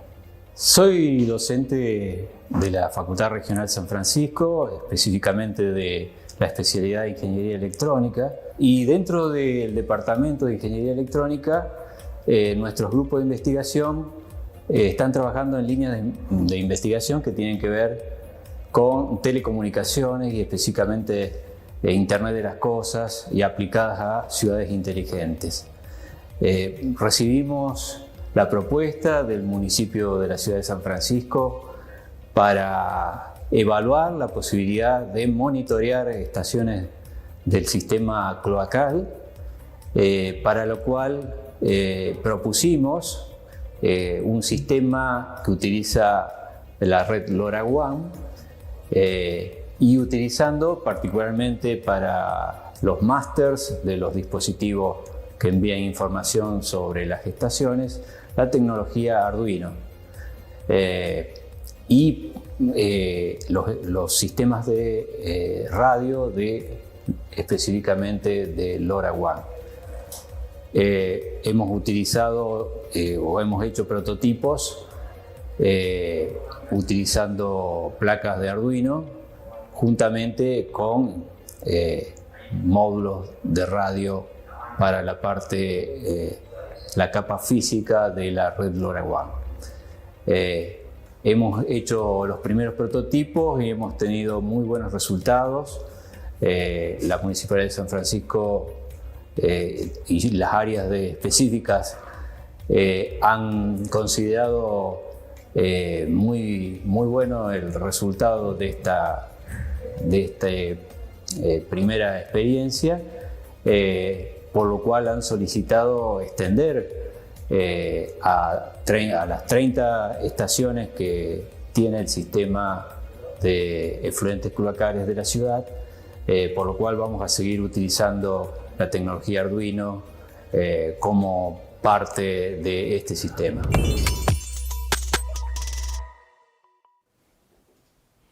You know, If you're thinking about getting into electronics, I think one of the next content creators we're going to introduce is a great example of just picking up your first board and really getting creative. And the next one is Cindy, and she's an inspo that encourages others to explore the maker world. Nice. And up next, Connor from the RS Design Spark team will announce a cool initiative on UNO Q for our Japanese community. And then the Moon Makers are back at Arduino Days, right? Yes, they are. I'm really happy. Camila and Diego will share actually how they use project-based learning and Arduino technology to bridge science and creativity through interactive design challenges in Mexico. You should definitely check them out. Vamos.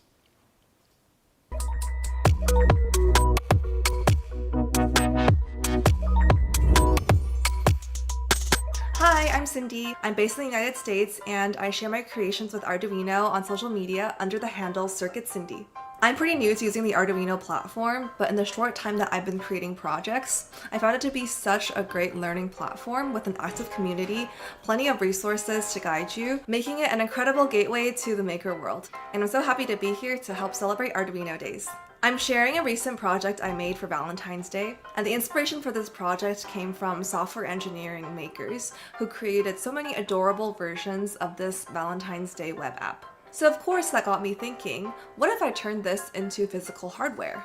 I thought it'd be fun to put my own spin on the classic useless box project, which is essentially a box that turns itself off the moment you turn it on. For my version, I'm using an Arduino Nano, and besides that, it's really just 2 servo motors and 2 switches. I designed and 3D printed all the parts I needed, and also modeled this cute cat and paw to go along with it.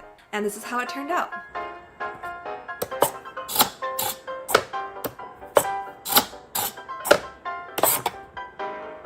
And to think that just a year ago, I had no idea how to do any of this, I think it's pretty satisfying to see how far I've come and how much I've learned along the way. If anything, I hope this inspires you to try that thing you've always wanted to learn, because you never know what fun things you might create along the way. If you enjoyed this, consider following me on my socials to stay up to date with what I'm making next. Bye!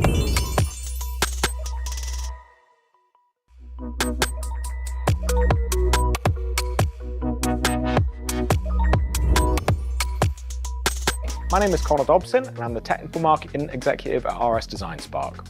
If you're an engineer, developer, or hobbyist in Japan, then you won't want to miss this.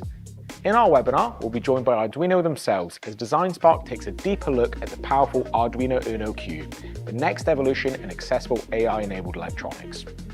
We'll be showcasing how the UNO Q brings advanced machine learning, real-time processing, and flexible connectivity to your desktop in order to speed up development using its enhanced performance and memory, produce smarter prototypes with onboard AI acceleration, connect seamlessly to sensors, networks, and cloud devices, and turn complex ideas into working solutions faster than ever. We'll be looking at Arduino Labs and spotlighting some of the new accessories for your Arduino UNO Q. So, whether you're designing industrial applications, exploring edge AI, or starting your first intelligent project, the UNO Q opens up the door to a new world of possibility. So don't miss this chance to learn directly from the experts and see technology in action. Register now and take your next innovation step with the Arduino UNO Q. Arduino UNO Q の特徴を学べるオンラインセミナーです。ぜひご参加ください。私、デザインスパークマネージャーの宮原が日本語でサポートをします。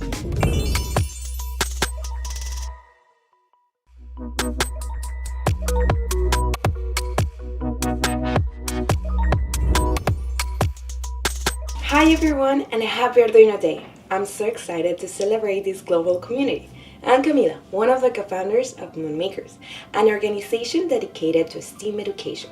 We are so excited and grateful to be part of this amazing celebration, because Arduino has been a central part of our journey, helping us bring creativity and technology together in fun and engaging ways.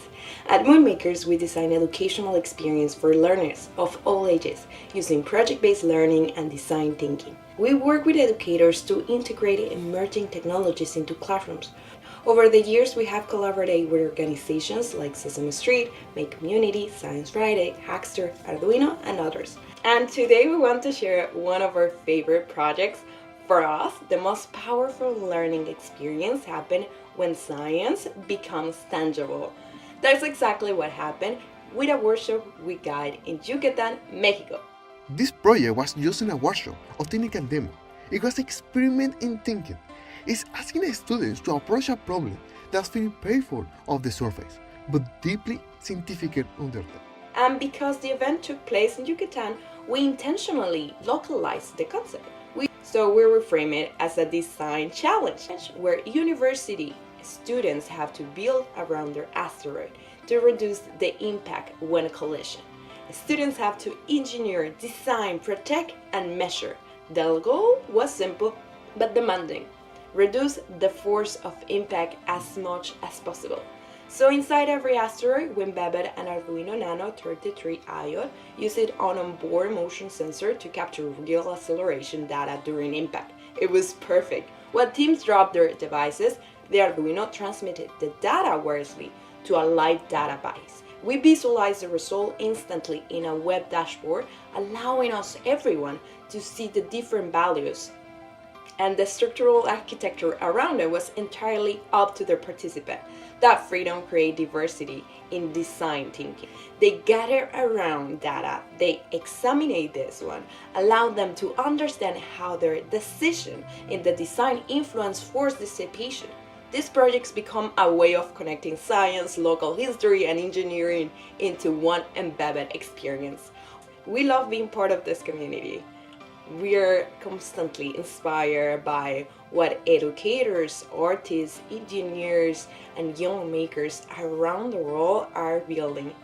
To everyone celebrating Arduino Day, whether you are teaching, prototyping, debugging, or just starting your first project, we hope you keep experimenting and, most importantly, keep creating. Thank you so much. Happy Arduino Day to everyone, and see you in the next time. Bye bye!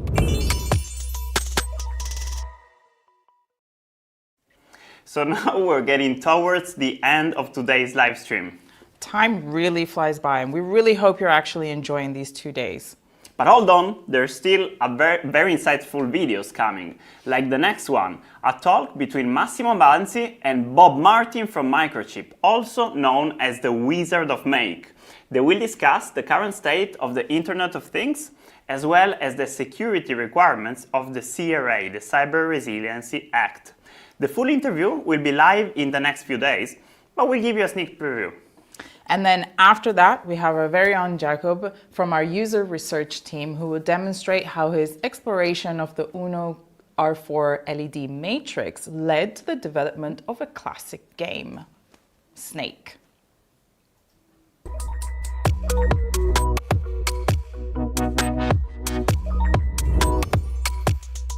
Welcome everyone. Massimo Banzi, the co-founder of Arduino, and I'm here with Bob Martin, a longtime friend of mine in Arduino from Microchip. Say hi, Bob. Hi everybody, and happy Arduino days to all of us, all of us really watching this. and you're right, Massimo. We've been friends for a long time now, so it's Yeah. great So to when talk. obviously the first Arduinos that we made and the ones that are still made in large quantity are made with Microchip parts. So we worked on a number of projects together, and actually one of the topics that we worked on multiple times is IoT. And I think there was a time where IoT was the hype and everybody was doing IoT. This was just before everybody was doing AI. Yes. Or probably everybody was doing crypto and then they moved on to AI. But now I think the Gartner curve tells us that this is the best moment for IoT because we passed the hype cycle and now we are doing things that actually provide real value. So I wanted to ask Bob, since he's involved in a lot of IoT projects, also as like a point of view from a silicon vendor, what do you think is the current state of IoT? Well, as you mentioned, it's certainly past the hype, and now there is realizations of being more mindful of the power consumption and the security and I think we'll touch on, we'll maybe touch on the CRA coming up a little bit. It's still, it's about to come into effect. And on the proper, a big thing that I've been discussing, I even gave a talk on it last year at Sensors Converge here in the Bay Area, is the proper RF channels, the proper communications channels. And because earlier on, everybody was just dumping onto Wi-Fi. So there is, again, now, I wouldn't say a sense of urgency, but a sense of realization that in order to feed all these AI engines, we need now these communication channels of all these sensors and all this information to come in, and it needs to be accurate, it needs to be secure. Yeah, actually, one of the things I wanted to touch upon is that you mentioned the CRA. I think one of the nice things about the Arduino community, and that we had literally thousands of examples of people who started like messing with Arduino, and then they ended up making their own products and their own company. So it'd be very interesting. So that you maybe give like a short description what the CRA is and how it impacts the people who want to build devices. Yeah, certainly. So the CRA is the Cyber Resiliency Act, and the first beginning of the enforcement actually starts happening this fall. And it covers the concept that security needs to be developed into a product right from the beginning rather than an afterthought. And it's remarkably broad in its application that almost anything with a microcontroller now needs to be compliant in some shape or form. Now, the good thing is, in terms of the makerspace, if you're just doing a hobby project, you're not affected. You can go on and not be CRA compliant, actually. But if you want to sell anything into the European market, you need to be CRA compliant, and then basically everybody becomes CRA compliant. So it covers things like the ability to recognize an attack vector where someone could take over that device, and this covers any device connected to the internet, either directly or indirectly. And that's that needs to be, in my opinion, needs a lot more further understanding and explanation. I'm getting the AI or the chatbot engines right now are my friend because it's one of those things that allows me to summarize, are you sure that, like this, smart but yet not connected coffee maker, is that still affected? And according to the chatbots, they are. So it certainly, without becoming too negative in it, it certainly introduces a concept of being more mindful of how you design your product, because you need to be able to, there are time limits on you in order to address or actually identify a vector or an attack vector, and then being able to correct it. And all this needs to be secure as well. So you're talking things about immutable boots, which just means nothing you do will change the ability for you to get secure code in. And some of our products and other vendors' products have the ability to shut off debug ports. However, which leaves it, the only way in is a secure boot system, but that's a requirement. And there's time limits on how quickly you need to address. I'm looking up things like, are there, it's like I can't fix it, so do you throw a universal kill switch to it? I don't know yet. I'm still looking into that. Thank you for the chat, and again, I look forward to hopefully making it out to Europe again soon. But to all my friends and all the makers out there, happy Arduino Day, and it's been a pleasure talking to Massimo, one of the founders of Arduino. And again, we've been through a lot of maker fairs and together.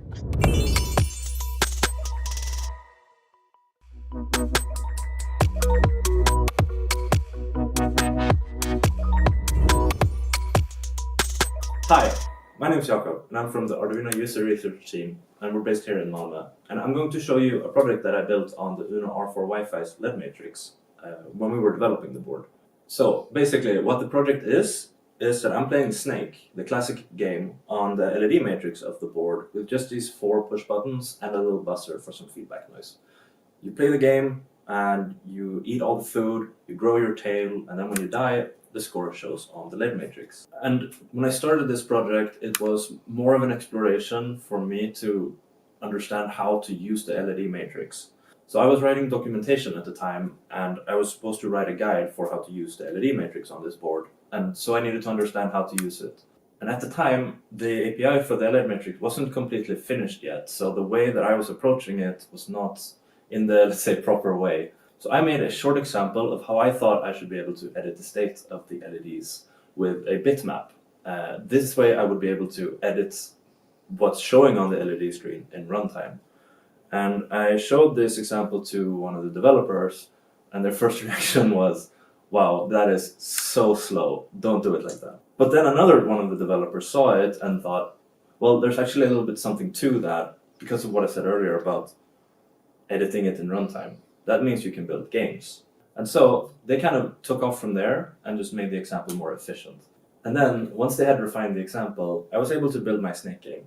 And today, when you go to our LED matrix guide for the UNO R4 Wi-Fi, you can see it documents 2 ways to use the LED matrix. And this bitmap runtime editing example is one of them. And in my example, I'm using the UNO R4 Wi-Fi. But there's really nothing stopping you from porting this to any other LED matrix that you have. For example, the one on the UNO Q. Thank you guys so much for tuning in, and have a happy Arduino day.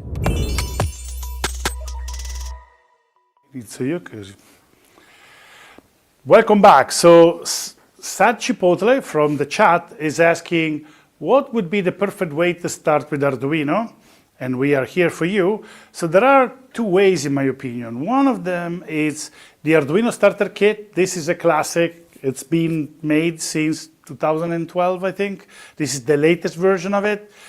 In this one, you learn how to assemble circuit on a breadboard and to program Arduino. So this is much more interesting if you want to work with electronic parts, you want to learn about a breadboard. There's also an alternative way, which if your focus is to create application, build connected application, and kind of be a little bit lighter on the electronic side, then there is this Modulino, the plug and play kit, which is based on the Modulino system. In this one, you just connect the modules, you write your code, you can create pretty impressive connected application with basically 0 understanding of electronics. So I think this one is pretty amazing. So the starter kit, as I said, is more about building things on breadboard. It's kind of more the classic way to learn Arduino. This is more the sort of modern version of learning Arduino. Yeah, and it's learning by doing, like consistent with the Arduino DNA. They both includes curriculum you can follow and ready-to-use classes just to follow. This one also has a cool book, and the other one has projects that are continuously updated, also leveraging the Arduino UNO R4 Wi-Fi connected board, which is the same in the new version of the starter kit. But next, let's go back to the live stream. Meet Freakly System, a young technology company founded by 4 tech nerds who share a passion for smart, efficient, and scalable solutions. And hey, that's the official company description on the website, don't blame me. Okay, so next up, we have the PowerPet, a hybrid physical virtual companion that's designed to provide a tactical and virtual experience that supports emotional regulation and focus through a plushy animatronic and a WebXR overlay. That's a pretty complicated thing. Yeah.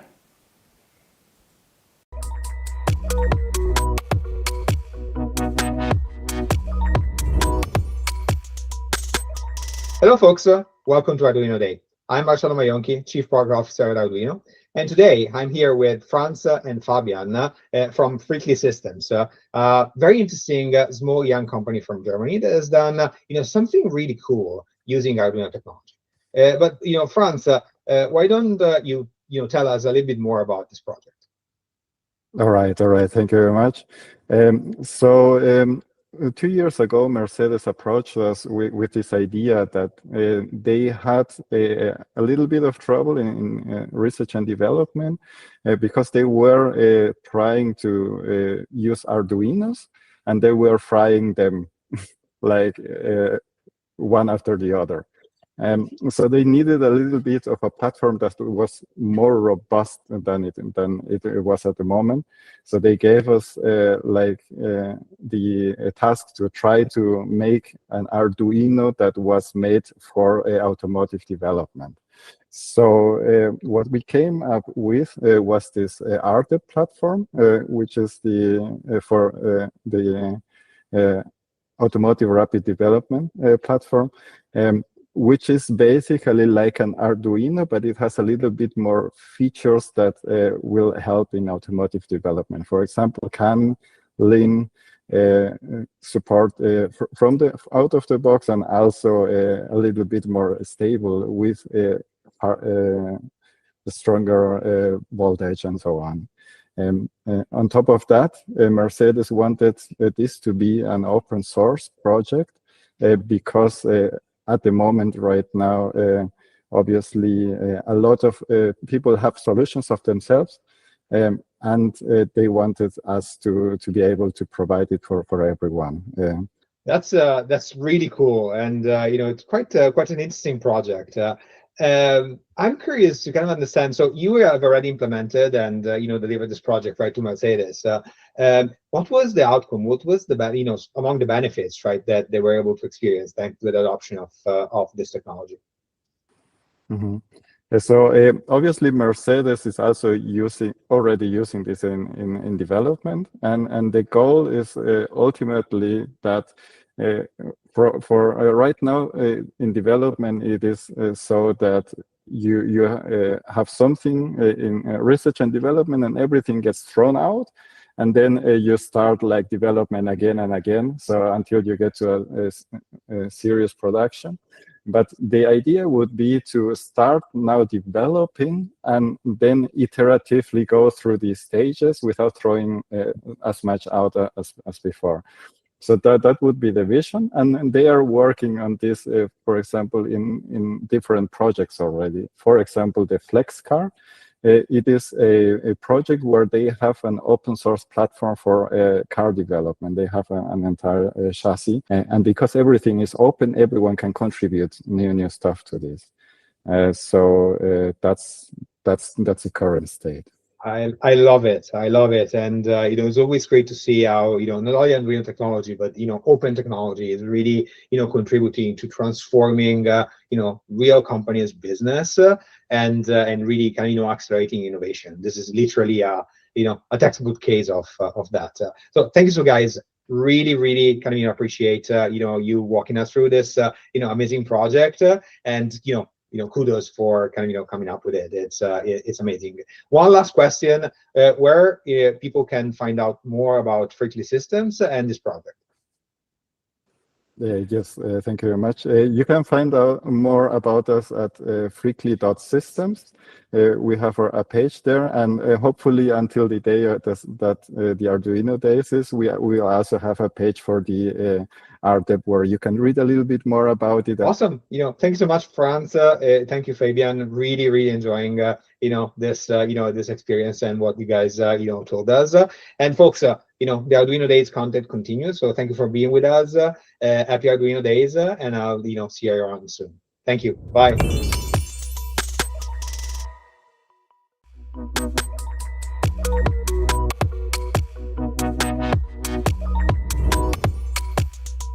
PowerPet is a hybrid physical virtual companion providing both a virtual and tactile experience, intended to support focus and emotional regulation, all without the cost or limitations of owning a real pet. We started with the exoskeleton, figuring out the ideal size and shape of the animatronic. An armature was the simplest yet most effective design, placing the pet on the end effector. We also settled on just 3 motors, a stepper motor for turning, and 2 servos for tilting up and down to look at the user. Then we wired up the motors to the UNO Q, utilizing the Arduino side of the board. Using the standard Arduino libraries to set the articulation was pretty straightforward. After that, we went to Target, got a plushie, and put its head on the end effector to make it look friendly. Once we had our working animatronic, I started working on the virtual overlay. Using the dimensions of the physical plushie as a reference, I made a bunch of character designs and created the 3D model of the pet in Maya. I also made a bunch of interchangeable meshes of different facial expressions, creating an easy way to animate the character during runtime by swapping meshes. We also designed the eyes as movable textures, allowing the pet to look around and focus on points of interest. We then created a WebXR environment that superimposed the virtual pet onto the physical plushies. We used the Quest 3 hand tracking to provide visual feedback from nudging to petting, utilizing squash and stretch. We also designed a dynamic follow feature, implementing a simple heuristic that turned the pet towards the user. We used the microgesture to allow the user to toggle this feature with a simple thumbs tap, removing the need for physical controller for user interaction, while also providing a path down the road for more behavior triggered by other gestures, like thumb swipes. We used the Python side of the UNO Q to create a socket I/O server that relayed messages between web pages and its Arduino side, allowing us to use web APIs, such as the Gamepad API for game controllers, Web MIDI to control it using MIDI instruments like keyboards, use Bluetooth controllers like the Modular Link that act as a mouse and keyboard, use web-enabled smart glasses like Brilliant Wear combined with the Kuso wristband for meta-like micro gestures, use other web-enabled smart glasses that contain motion sensors which provide orientation data, or web-enabled motion modules you can strap around your wrist, or even smart insoles like Brilliant Sole, which is great for puppeteering, allowing you to move the animatronic by slightly moving your foot.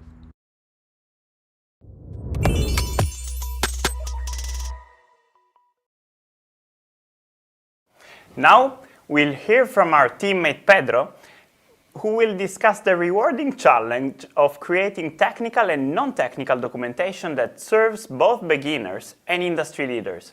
And after that, Carlo Prisco is showing us his modular AI system for quality inspection. Then another Arduiner, Adnan from our Swedish team, introduces an Arduino-based environmental monitoring system that's designed to track and regulate critical lab conditions like temperature and humidity to ensure optimal embryo development in IVF labs. That's a very serious application. Yeah. Okay.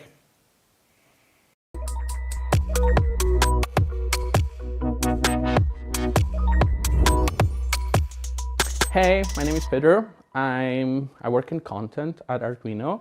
I've been an Arduino owner for over 10 years, and one of the coolest things we do at content is we work with such a wide gap of users, both people who are maybe starting out with electronics, this is their first experience in the world, to people who use it as a serious working tool and industry leaders. That is incredibly rewarding. It's a big challenge because all the content is written with both audiences in mind, but I would say it's definitely the coolest thing and what makes this job distinct. We make a bunch of technical, not technical documentation, whether it would be data sheets, guides, and even some demos that you might have seen on our project hub. So for example, for our new UNO Q, we have this allergen checker that checks Open Food Facts API and lets you know if your snack is a possible danger for the office or not.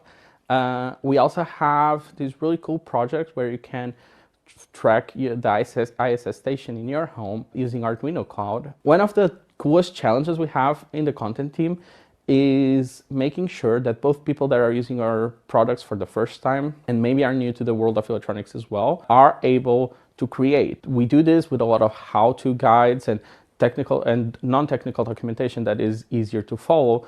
But at the same time, we have to also keep in mind that these tools are also used by industry leaders and people who are developing very unique use cases for these products. These two groups have completely different needs, but making sure that they both are able to find our content relevant and useful is one of the coolest challenges we have, but it's also one of the most rewarding.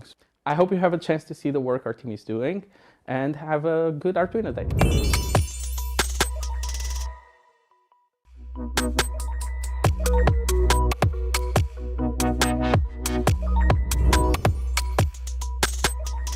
Questa macchina è chiamata Zen-Pilot, è una macchina di controllo qualità visivo, fatta con una telecamera con intelligenza artificiale integrata e con un Arduino e una scheda relay allegata.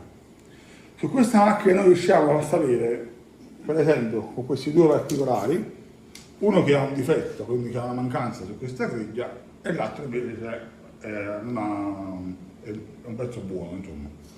Prendo il pezzo, lo posiziono sotto alla macchina, non è importante il verso, tramite il tablet o tramite la pulsantiera facciamo il trick, quindi la foto, e il pezzo mi dice che è positivo, è buono. Quindi andiamo sulla telecamera e mi fa vedere che non c'è un problema, non c'è il problema. Come vedete possiamo anche girarlo, andiamo di nuovo a fare il trick, la foto, vediamo la telecamera, cambia il verso ma rileva sempre l'errore. Se noi invece mettiamo l'altro che ha il difetto, facciamo il trick, in questo caso lo possiamo fare anche tramite la pulsantiera, rileva l'errore del buzzer e ci dice poi l'errore dov'è. Di solito nelle industrie viene utilizzato il PLC. Noi abbiamo dimostrato che con un Arduino nelle piccole e medie imprese questo può essere anche evitato e controllato anche via LAN, quindi tutta la programmazione della telecamera, la gestione dell'Arduino e del PC, del PC core software viene fatta direttamente con poca componentistica. L'Arduino Mega, una scheda V55, la scheda relay, in questo caso abbiamo utilizzato una telecamera Relevance. E questa qui è un IP2.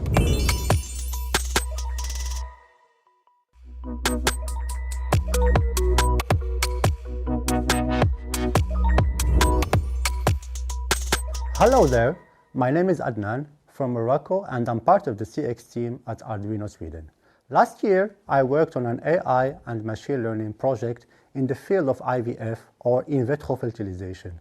The focus was predicting embryo quality using embryo image analysis combined with the lab environmental data, including temperature, humidity, CO2, and oxygen levels. During this research, something became very clear. The lab environment is not just a background variable, it's an active factor in embryo development. So, when we analyzed the data, we observed measurable relationships between environmental stability and embryo quality outcomes. To achieve optimal embryo development, IVF labs must maintain around 37 degrees in temperature, between 50 to 70% humidity, and strictly controlled CO2 and O2 levels. Even small fluctuations can introduce stress at the cellular level. So, I asked myself a simple engineering question. If the environment directly influences embryo quality, why don't we monitor it intelligently and continuously? And that's how I came up with the idea of designing an Arduino-based live environmental monitoring system. The goal was to control and stabilize the lab environment in real time, not just observe it. And as you can see here in the project architecture, it's simple but powerful and scalable. At its core we have the Arduino Giga R1 Wi-Fi, selected for its processing capabilities, built-in connectivity, and flexibility. So how does the system work? It's simple. Environmental sensors measure the temperature, humidity, CO2, and O2 levels. The Arduino performs continuous data acquisition, signal filtering, and local threshold analysis. So instead of simply collecting the data, the board applies edge-level decision logic. For example, if the incubator temperature drops, let's say, from 37 degrees to 36.2 due to a heating fluctuation, and the safe threshold that we set was 36.8, the Arduino immediately detects the deviation and triggers an alert. And using the built-in Wi-Fi, the board streams structured data to Arduino Cloud, which automatically sends an email or SMS notification to the embryologist. This allows rapid intervention before the embryos are exposed to prolonged environmental stress.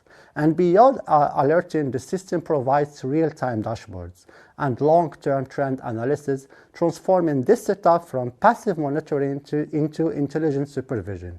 And by integrating relays and control logic, the architecture can evolve and can be more scalable into a closed-loop architecture, where the Arduino not only detects instability, but actively regulates the environment. For me, this project represents the integration of AI and machine learning, embedded system, and IoT infrastructure, not just predicting embryo quality, but protecting the conditions that determine it. And this is the power of combining intelligent software with programmable hardware. And that is the power of Arduino. Thank you.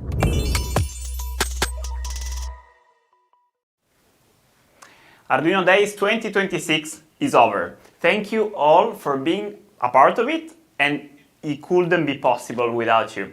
So of course, don't forget about the promos, folks. Head to the Arduino store. You have time until April 8, 2026. And if you want to keep up to date with everything related to Arduino, don't forget to subscribe to our newsletters and follow us on social media. So about our tradition, Massimo. So we have a tradition in Arduino that whenever there is a big event, I go to Ivrea, which is the town where we invented Arduino. So we started the live stream with the open source dessert from Ivrea, and we have a classic Torta 900. It's the most incredible chocolate cake. You can only buy it in Ivrea.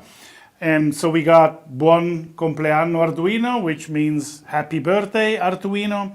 So thank you very much for being part of this with us. There's a lot of work that goes into this. There's a bunch of people here that are helping us. Are we going to show them at some point? So see you next year. There's a whole behind the scene here. And thank you very much for being with us. And we'll see you next year.